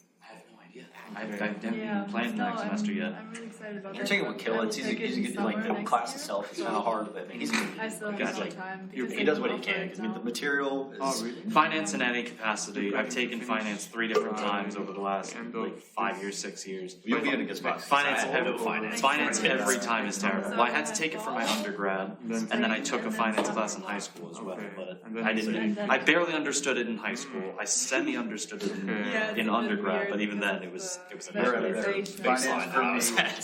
Finance for me was fake it till you make it. Are you planning to go back over the middle? Yeah, a lot of ratios. Yes. I want to travel, yeah. No, that makes me a little bit of ease because I was thinking With a friend. But that's just memorization. Which one's which? Yeah, if you can do that. Yeah. Did you maybe No, first time. People hammered I will go to Egypt. I thought it was good. I went to his office whenever I had a question. Like whenever we got to like that M&M analysis. Family persons. Good, just the material in the class is kind of hard. She was like, yeah, we're here one time, so we should take advantage of that. Yeah. But 1 year away from home. It's a lot. I get homesick easily. Did you go back and start summer there? Yes. Yeah. So that's why I wanted to make use of my time there. So I took 2 online. Because they don't have any. I'm going able to get 2 days a week. Yeah, it's you too. Monday And and then, Tuesday. Wednesday and Thursday night I have class, Thursday night I have class. Meeting and we were the only. Yes. Could go Friday, That would but be more actually. Yeah. But when do you have So like? you came directly from Germany to this program, or you were Well, living? so the way that Yeah. from Germany, Yeah. the team is like Everyone from Germany. 2 to like 7. I can't do I it. did 1 year Right. And they classes have there. a grappling. My second master, so I went to Dublin. And it's from 12 to What is 1. the first It's in semester? Myrtle Beach. What's the major? So I don't Yeah, it's all the way up by Spyglass. So it's Yeah, looks like golf this, course. but So I drove there, I just put in the GPS and went there, and I just tried timing that, how they combined differ. with like lunchtime traffic. It's really interesting. And it's kind of close. But I'm It like is that because it's in downtown Myrtle Beach. It's literally like by. Yeah. It's all the way up No, past well- Oak Street. Well, I actually chose this program because it was It's like yeah, it's far. but they're striking a lot. He has like Muay Thai, 3 days a week, and boxing. Yeah, I've got Like 10 to 11. I've got a couple friends in that Muay Thai class, and they like it. One of my friends actually did his first cage match. In what way? I don't know how it is. It was a draw. I was like, what if first, what if first fight you had was a draw? But no, one of my buddies, like I said, he was a jiu-jitsu class, only does no gi. I don't know. I just He's like purple belt, but he only fights in like he's like 5 and 4 right now. Kind of make more interesting. He just got promoted before. He's cool. I went to high school with him. When you take the law class, you really love it because the professors Next element, yeah. it makes the I go to yeah, I was afraid too because I have no experience with the law. But Professor McAnswer puts that in mind and makes it really cool to get all the concepts of the law in a very My instructor about the first generation. Black belt. You got his black because belt. if you're watching a series, It must be cool. yeah, you make it no, I think it's Yeah, okay, because like Black belt. sorry, that's true. He trains under a 6-degree black belt. Our girls are really sharp. It's also Artists like nobody ever. My roommate gets them every time I go to the I think What's the one that Gustavo Machado? Yeah. So it's not a Gracie, but Machado. Yeah, Machado's What do you mean by office, like, I really want to train a top team. Good at the play. Yeah, 10th Planet's cool. Where's Gary's office? Eddie Bravo, Yeah, but right his now. shit's insane. I mean, he was the one that created a lot of the man in the He was the one who started with Equinox. He created he discovered that he was it's like science, you don't create, you discover. So you're not taking the whole 30 credit. Every weekend if you decide to take it. He was the one who started like the whole stuff. Thanks, happy early birthday. I'm still like very. Yeah, it's where you're like this, like your legs are like this, but it starts the whole process between like knee bars, ankle bars, heel hooks, toe holds, and all that shit. Like all the stuff that really dirty. And he was the one that like sorted that. And then he brought those like your hands equals a 10% of your body. How would I know that? I mean, he got so much shit for it when he started it. I'm stressful.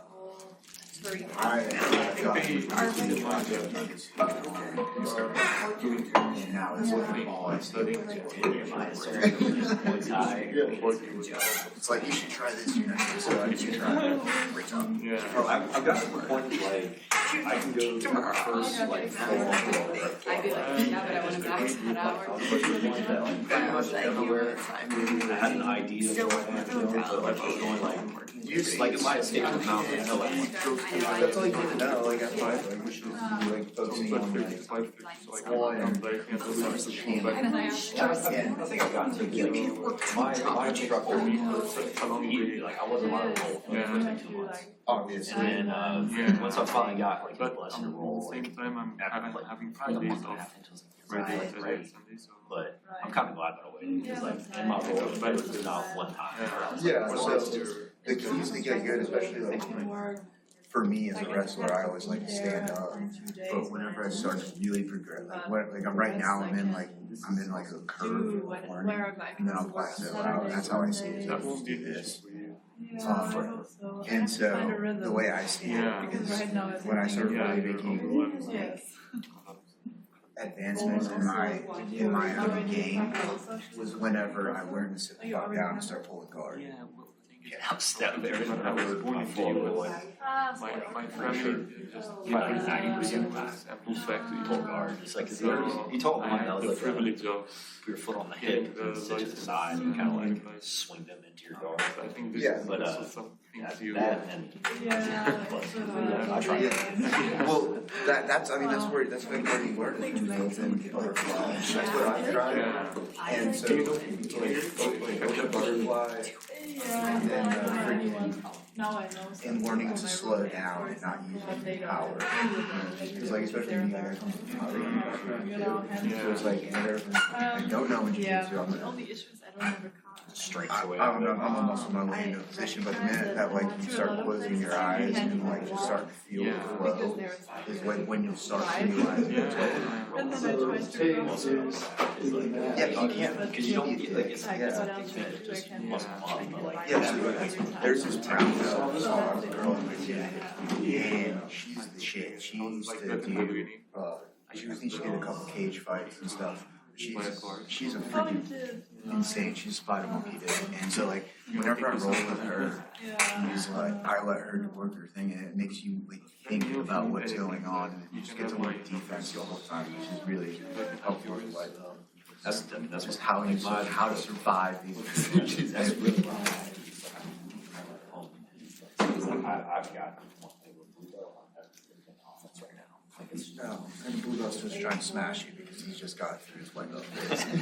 But like when you roll with brown belt, you just get stuck inside control the whole time. You're like, how do I get out of this shit? my training partner, he's really short, and whenever he gets in side control, and just So, like I can't, like on bridge, trying to step up in there, I just can't get it. Yeah, because the whole point of like getting outside control is trying to create space for your frame back in so you can eventually hook a leg in. They're small, and all that.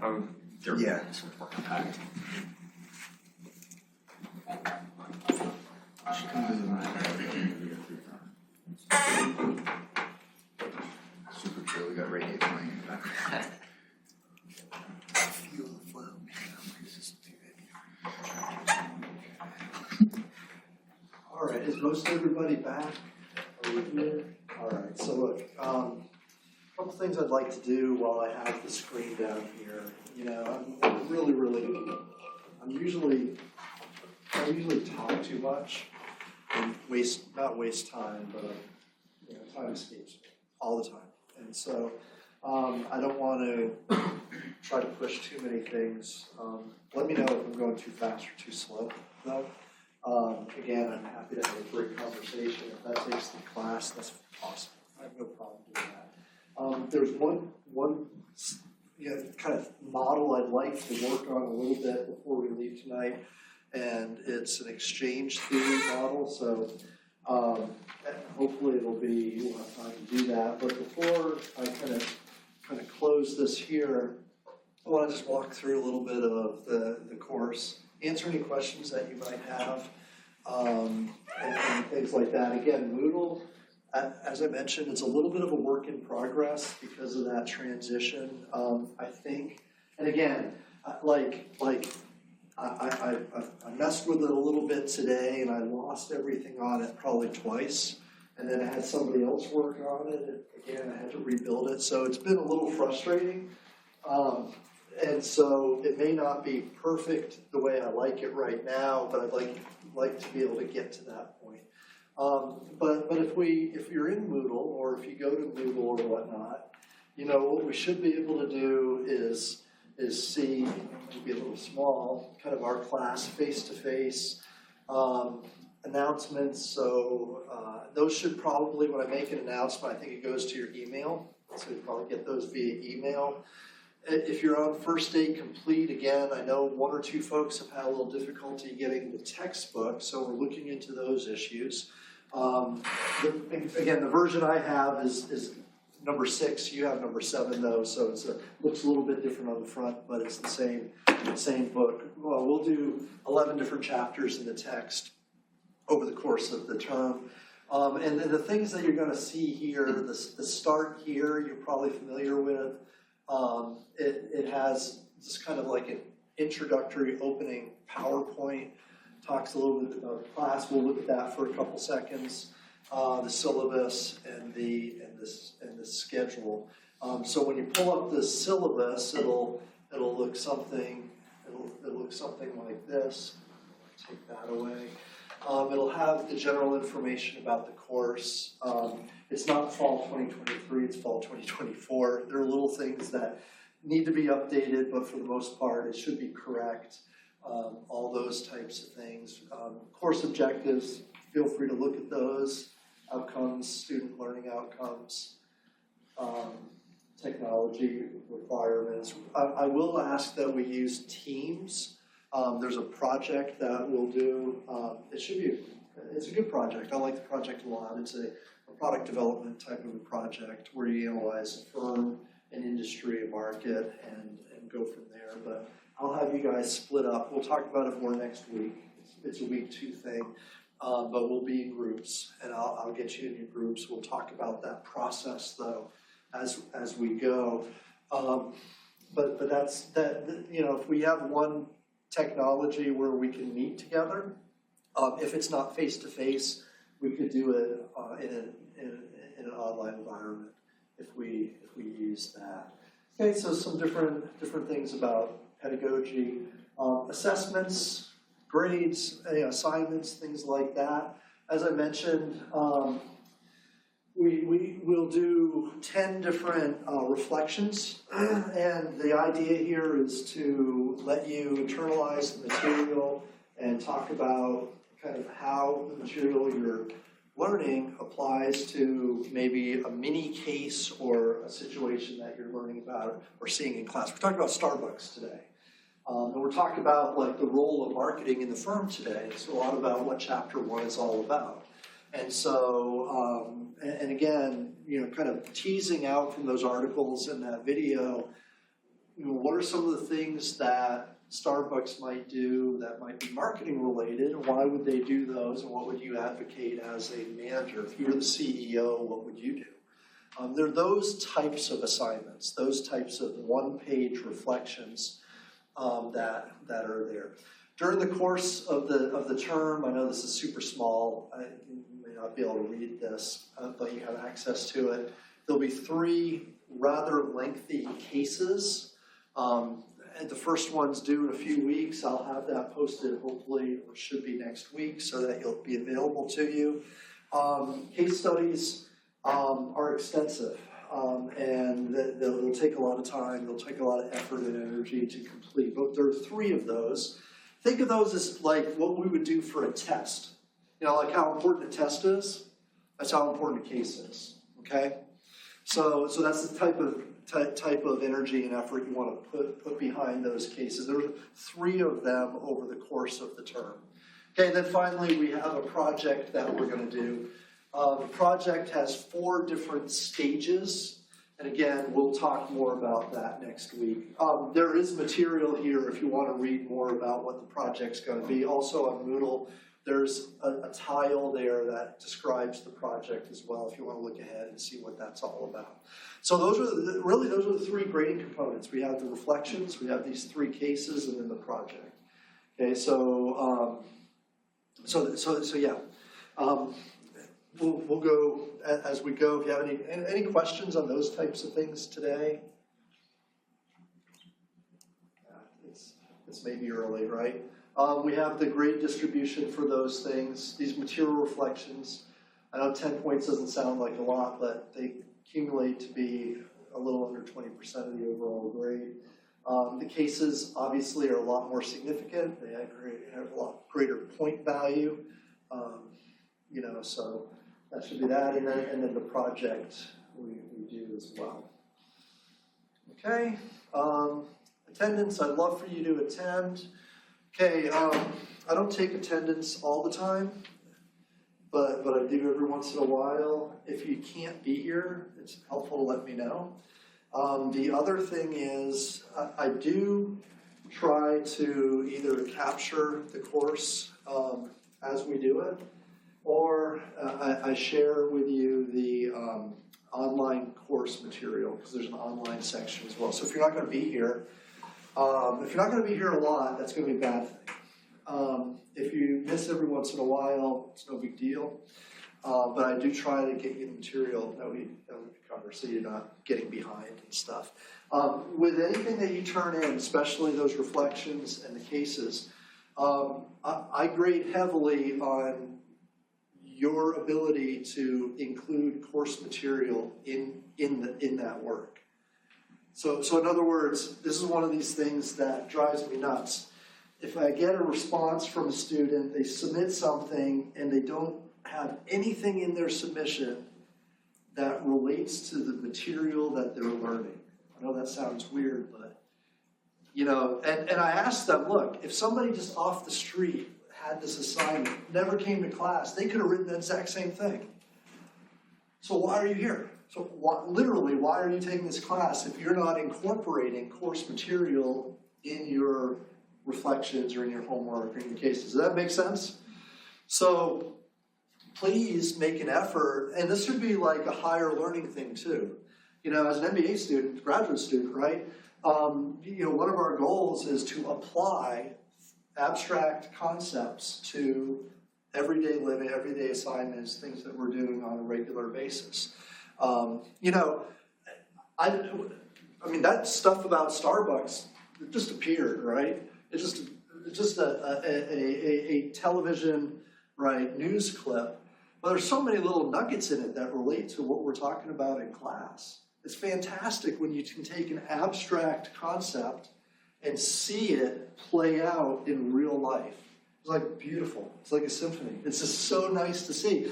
I'd love for you to, you know, as part of a graduate program, it's one of the goals is for all of us to continue to make those connections, right? And to see the organization, even though there's chaos out there. But please make an effort to include what you're learning in the work that we do. Okay, you're free to go through the rest of this. There are other policy issues. I do have an AI statement here. I'm pretty easygoing when it comes to people using AI to generate ideas and to get thoughts. Absolutely. It's like, you know, when the good old internet came out in 99 and 94, people were pretty afraid that it was going to be the end all, like that it would destroy society. Well, people will they'll never think for themselves now that we got the internet back in 94, 95, 93, right? But the reality is it's a tool.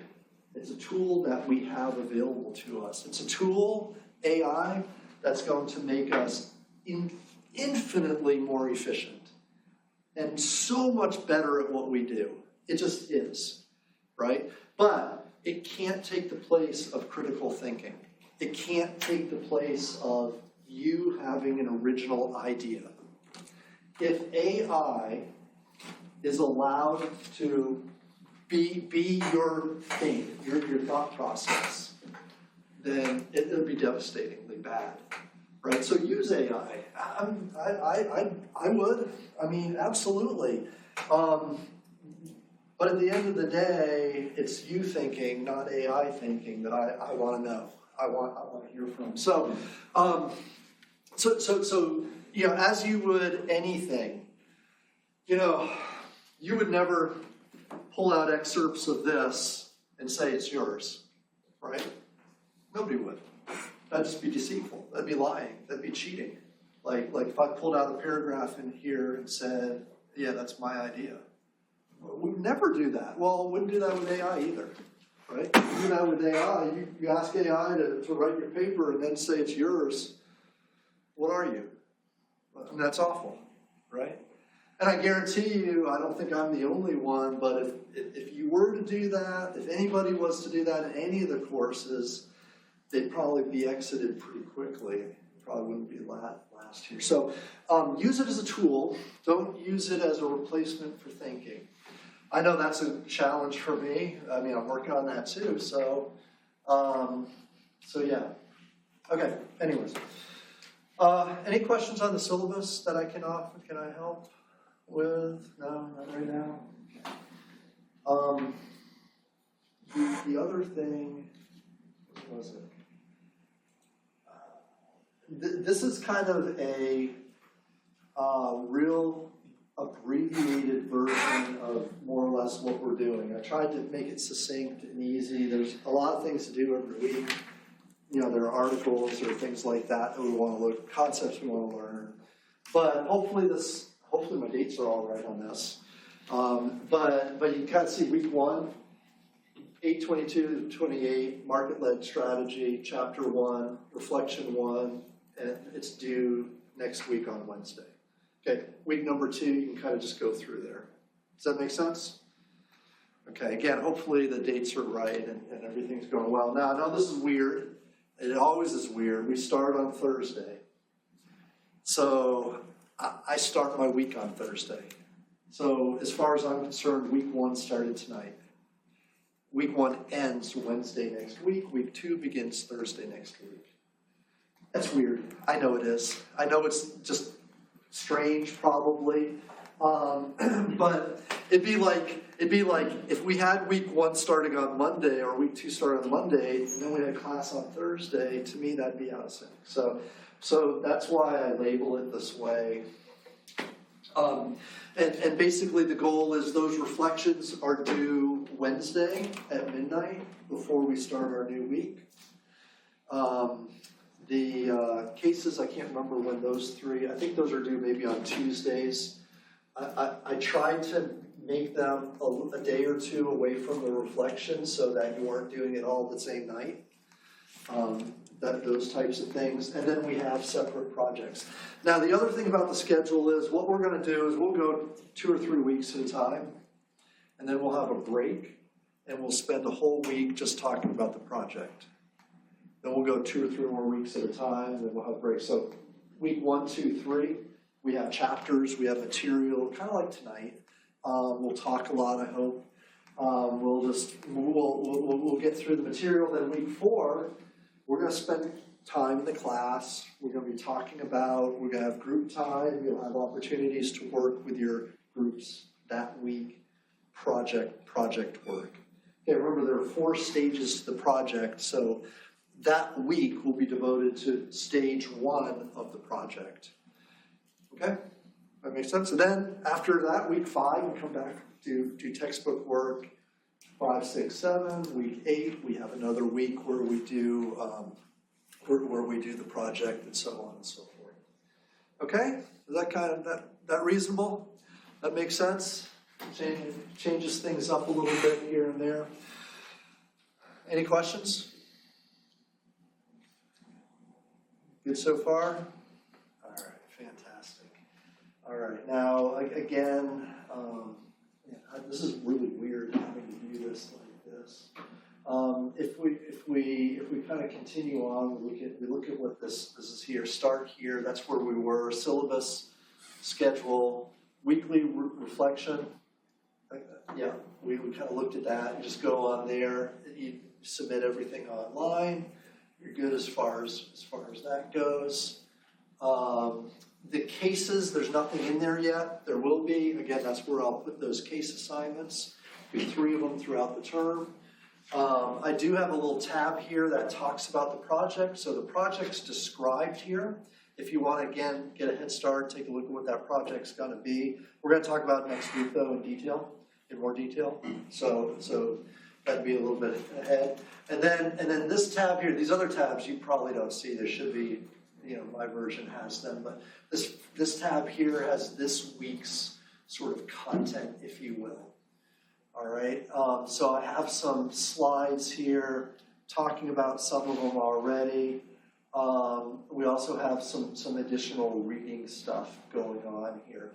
This Britannica article, we're not going to have time to cover it tonight. I wish we did, but I'm too long-winded. So that's there. There are a couple other readings here, though, that are what I call supplemental. One on exchanges and exchange theory, and 2 on something called market orientation. Both of these topics are talked about in chapter 1, and they're very, very deep topics. So exchange theory is a long, rich history in economics, and it's just not covered in depth. And market orientation started in the 90s with 3 or 4 seminal articles, and there are a couple articles here that talk about what market orientation, its origin was, and kind of where it is. So when I say supplemental, what I mean is truly supplemental. You might look at those, and if you're interested in the topic, you might read them. If you are passively interested in them, you might skim them. If you want to become a learned, professional in marketing, you really want to know your stuff, you'll take a look at them. But they're supplemental. They're additional to what the text offers. Okay, so don't feel like you have to kill yourself to try to read all of those. Some of them are pretty dense And so just take that with a grain of salt. I will let you know if there's something that pops up that we'll cover in class that's on there. You know, most of these things that we do, like I said, this Britannica article, it's like 4 pages with pictures, so it's not super long. Encyclopedia Britannica, do you all know what it is? Familiar with the name? I like World Book a lot better. Do you really? Yeah. Competitors, I'm sure. So back in the late 90s, actually I should double check my year on this. Back in the late 90s, as you can imagine, you know, at one point they were selling over 100,000 encyclopedia sets a year, door to door. And then you see, I don't know if you can see this, but the chart goes down. down to in 2010, they were selling 4,000 a year. And this is a 200-year-old company, over 200 years old. 200-year-old product. That's a long time. That's an old product. And the leader, the head of Encyclopedia Britannica, killed the product. Said, we're not going to do it anymore. That takes guts. That takes some fortitude to take a product that's been around for over 200 years and end it, right? And this is this article about that. But we talked earlier about the evolution of markets, right? How times change. And if you don't reinvent yourself, like Starbucks needs to, if you don't do those changes that are necessary, you're not in business. You go out of business. Can you imagine today your business is knocking on doors trying to sell people books? Can you even fathom that as being a solid business model? No, it's not. Of course not, right? Tanner, I got a laugh out of you. No, that doesn't work, right? So it's okay to change. It's okay to kill a product that's been over 200 years. Maybe it's reinvented in an online format and some things like that. But anyways, you know, we'll look to talk about things like that in class as we move forward. Okay, anything else? I don't think so. Are you guys cool with Moodle? Got the syllabus. You got a sketch of the schedule. One thing you're going to see in each of these each week. This is just a Word document that gives an outline of what is in the text. Just kind of like if you wanted to hit the highlights, these are the things you should know from the text. So it's just an outline of kind of what's in what is in there. The text is easy to read. It'll be fun and enjoyable for you, I think. I'm excited about it, to be quite frank. Yeah. Okay. Anything else on this? Anything else I can help you with course-wise? Are you nervous about anything? Confused? Tired? This class ends at 8:30? 8:45? Does anybody know? 8:30 sounds nice, yeah. Sounds like it's 8:45 then. All right. Well, it's always a funny thing.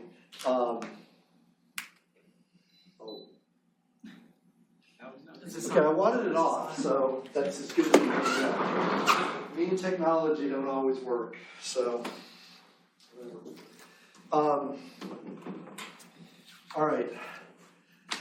No, it is a funny thing. I've had classes that have met for like 3 hours at a time, 4 hours at a time. So if I don't know what time we end, I really don't. I try to remember. You'll tell me, I'm sure. All right. So let's get some of this off here. All right. The last thing I want to talk about tonight is the textbook talked about exchanges. And this is like fundamental, really, I think, really important if you want to understand marketing. The role of marketing in the firm, and in a very broad sense, why I think marketing is important. One perspective is through marketplace exchanges. Okay, so it's worth talking a little bit about what that is and how that works. So we will. what you can imagine is that there's a firm. Is that too small? Is it okay? All right. You have a firm and we have a customer, right? And this is a behavioral pattern that has been going on ever since humans walked the earth. This is something that has been thousands and thousands and thousands and thousands of years doing. The firm is the seller, customer is the buyer, right? And they meet each other. Always, right? So whether it's a village 10,000 years ago, somebody had something that they wanted to get rid of, somebody else needed that something, and they made an exchange. They bartered, they did whatever they needed to do, right? And both had a need, both were satisfied. So what we do is we come in here, and this is our marketplace, okay? Where transactions take place. Again, marketplaces have evolved. Maybe it was two people coming together on the side of a cart path. Maybe it was more institutional where we had groups of people coming to a designated area and it was a physical marketplace in the village. Maybe it's the mall down the street, in today's context. Maybe it's online on Amazon. Those are all marketplaces. Those are all places where exchanges take place, where buyers and sellers meet each other, right? So again, those have all taken place in various forms. Whenever we make an exchange, however, there are some rules that have to happen. And again, this is going to be from the context of a market-based economy. Okay, so not everybody here may be from economies that are market-based. But this is from a market-based economy perspective. So one thing that should probably be kind of, I don't know that it's obvious, but you need to have two or more parties. Two or more parties have to exist, right, for an exchange to take place. Number two, each party, how about if I just say each, because I'm going to run out of room here. Each has something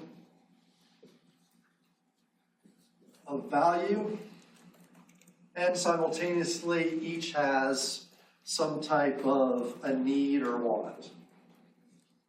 So each party has something they need or want. They're also come to the marketplace with something of value. What do customers have that's of value?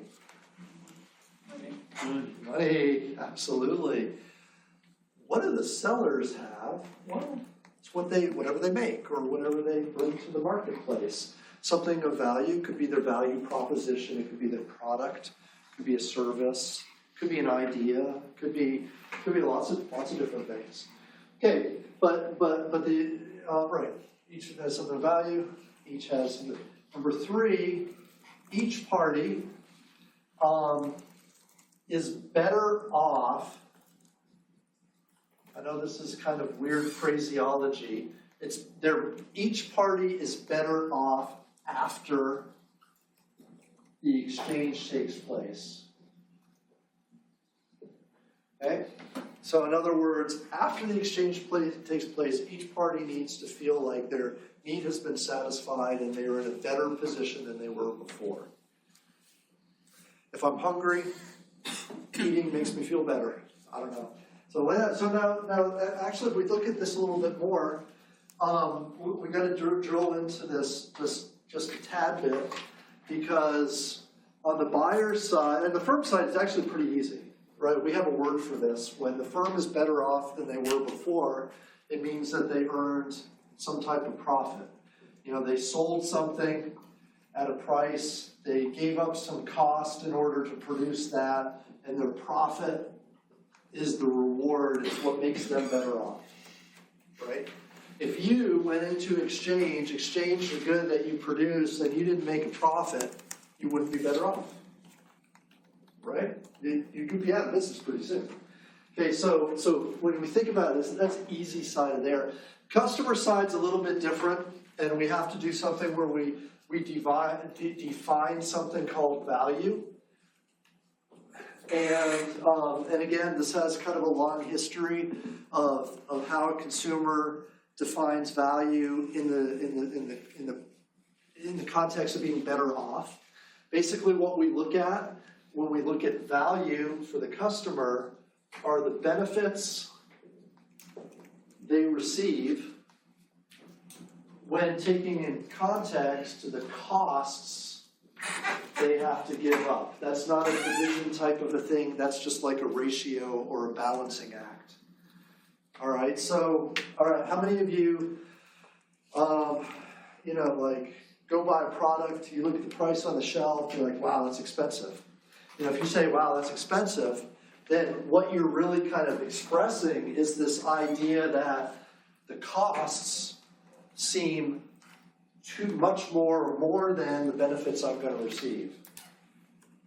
Conversely, if you walk into a store, you're looking at something, you're like, oh, wow, that looks like a pretty good deal. Then the opposite is true. Internally, what you're probably doing is you're identifying the benefits you're going to receive, and in your mind, they outweigh the costs you're going to give up. Does that make sense? There are people who like the brand Ferrari. You know how much Ferrari costs? Is a Ferrari a good value?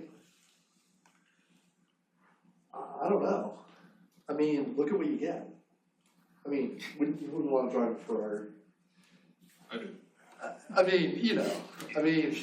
If you had a couple $100,000 and disposable income to do, I'd love to. I don't know. You know what I'm saying? I mean, it's expensive. The costs are high, but my goodness, the benefits are amazing. Until it breaks down. What's that? Until it breaks down. Yeah, well, and then the cost to fix it is going to be astronomical. Yeah, but if you bought it the first time, it's just money. I'm kidding. I'm joking.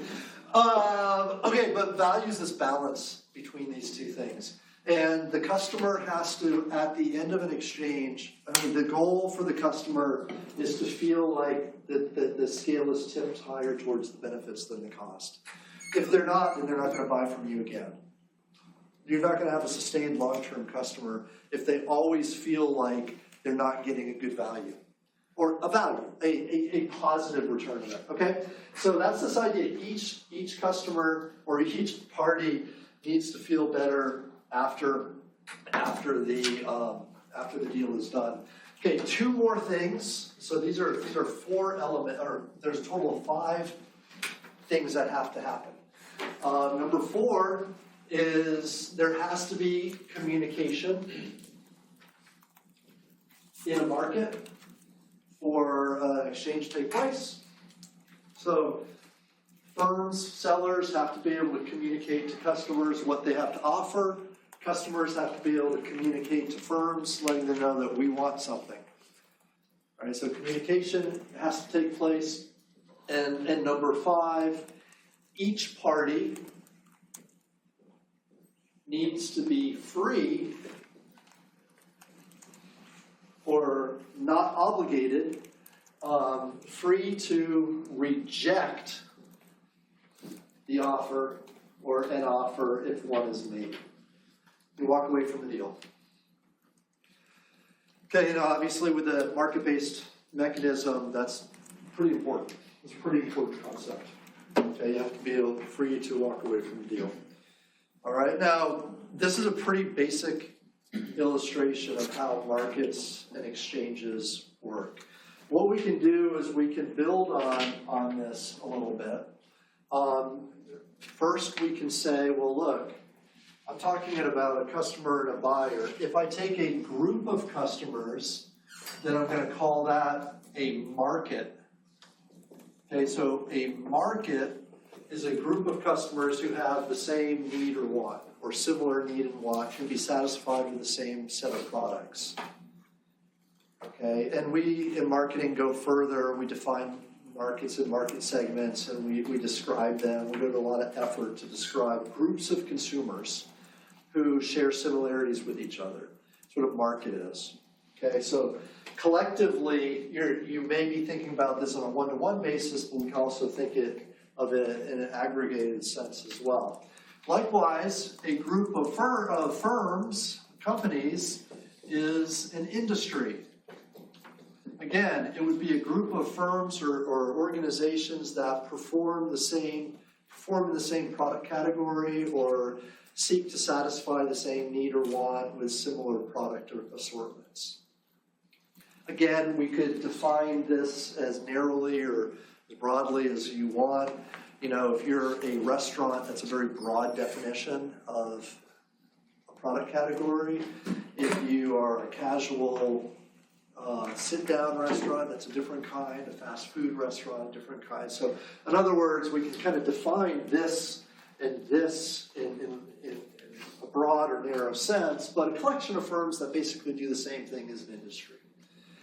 Okay, and so, all right, well, what happens when we start interjecting this idea of marketing into this? What is the role of marketing? How does marketing play a role in all of this? And, you know, we can just kind of think about a few things. Well, marketers have a very strong influence on the product and the service that's offered in the marketplace. So in other words, like, should we have 5 colors of this product offered? Should we do a large version and a small version? Should we, you know, what features, what benefits will we provide? You know, all of those product elements have to be decided upon. And again, I mentioned the word benefits, and those are things that the customer looks at. How fast will it be? How durable will it be? Will it come with a warranty? You know, all of those questions fall under this product context. Remember this idea of communication? So this communication, you know, might be the promotion. We've mentioned that before today. It's something that we do a lot of times in marketing. It's not the only thing. It's one of many, many, many, many things that we do. That's something that we have a role to play in.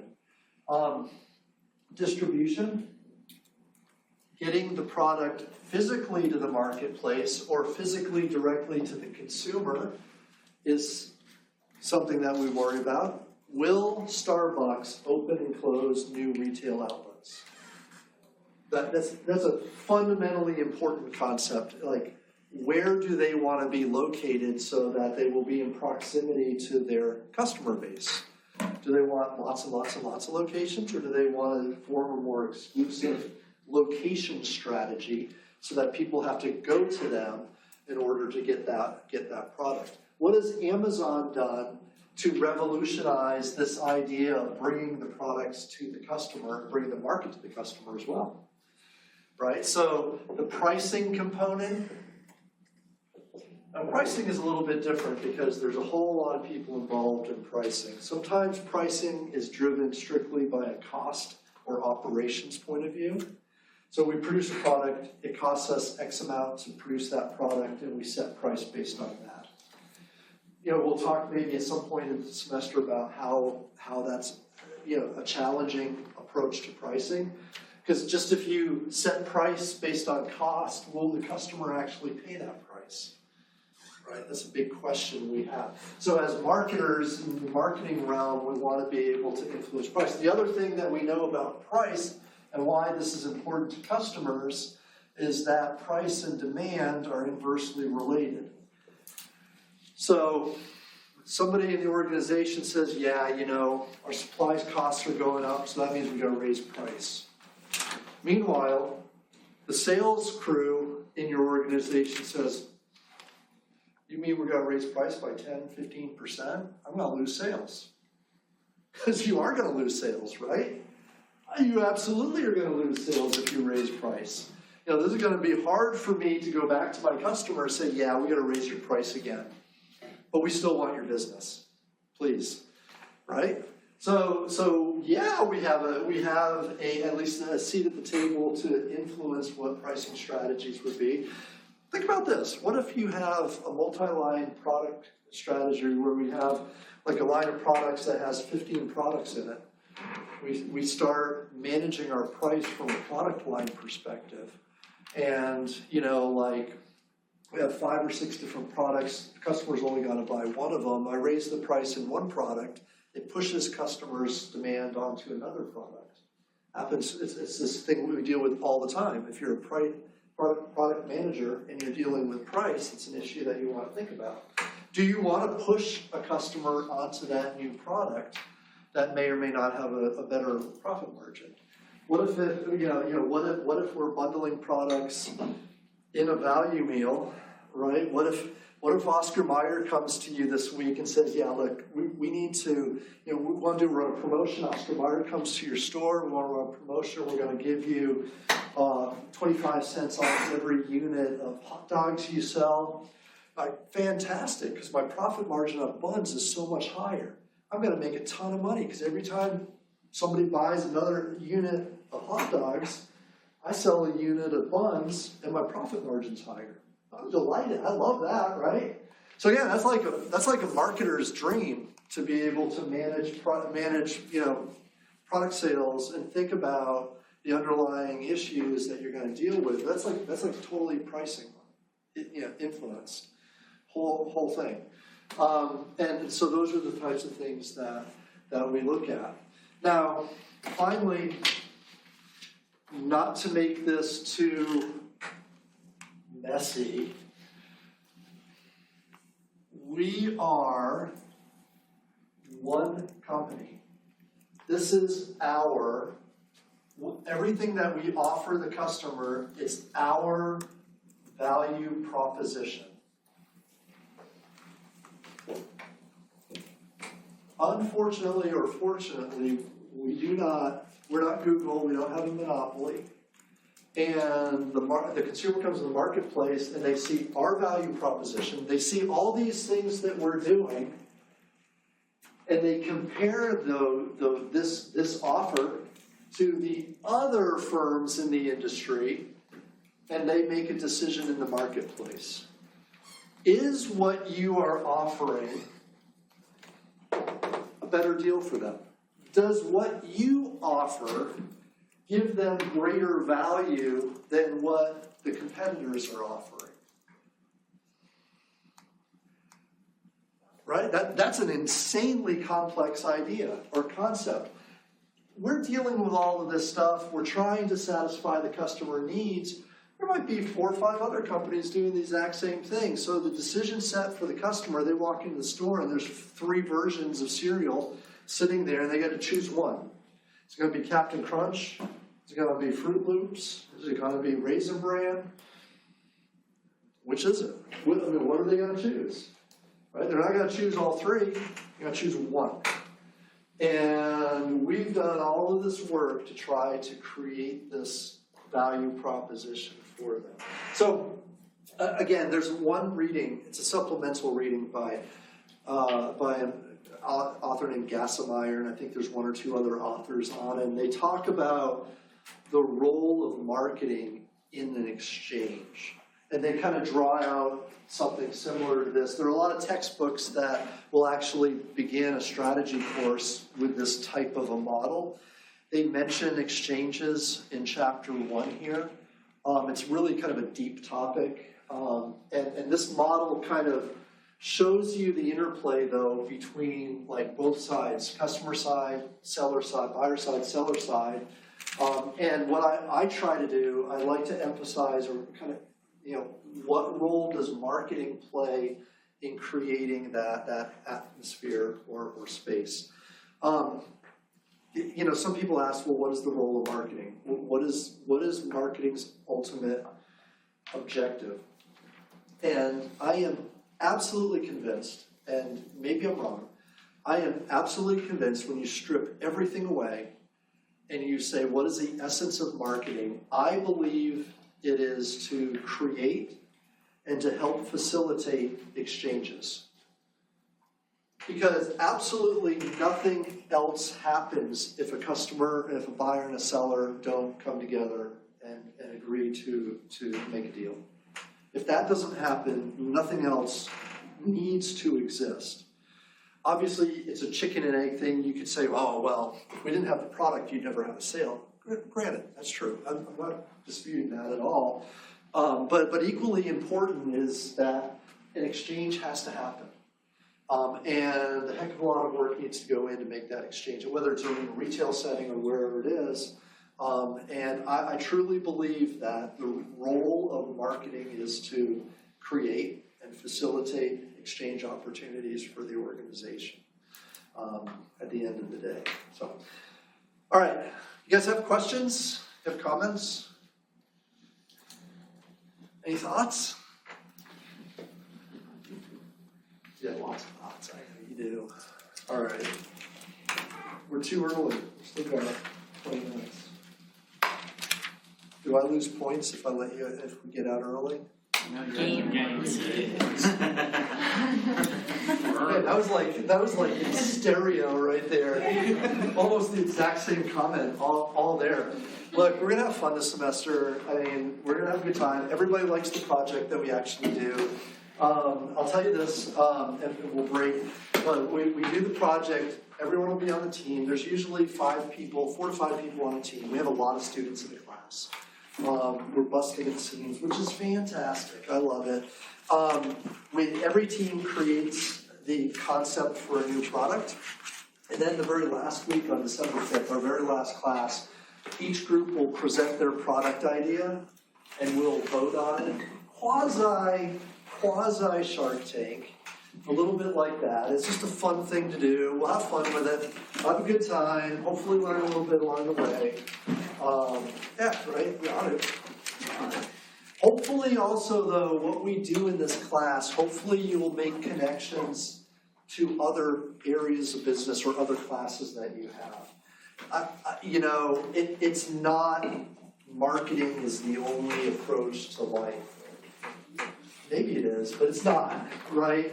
And I think that's fantastic that we can talk about finance and management and labor issues and all of these other things too. So let me know if you have any questions. I'll continue to work on Moodle, try to get things right. The reflection, if you have questions on that, email me or let me know. We're going to do Wednesday midnight. It's on Moodle though. Take a look at it, read it up, and then we'll go from there. Okay, thank you. Thank you. Bye.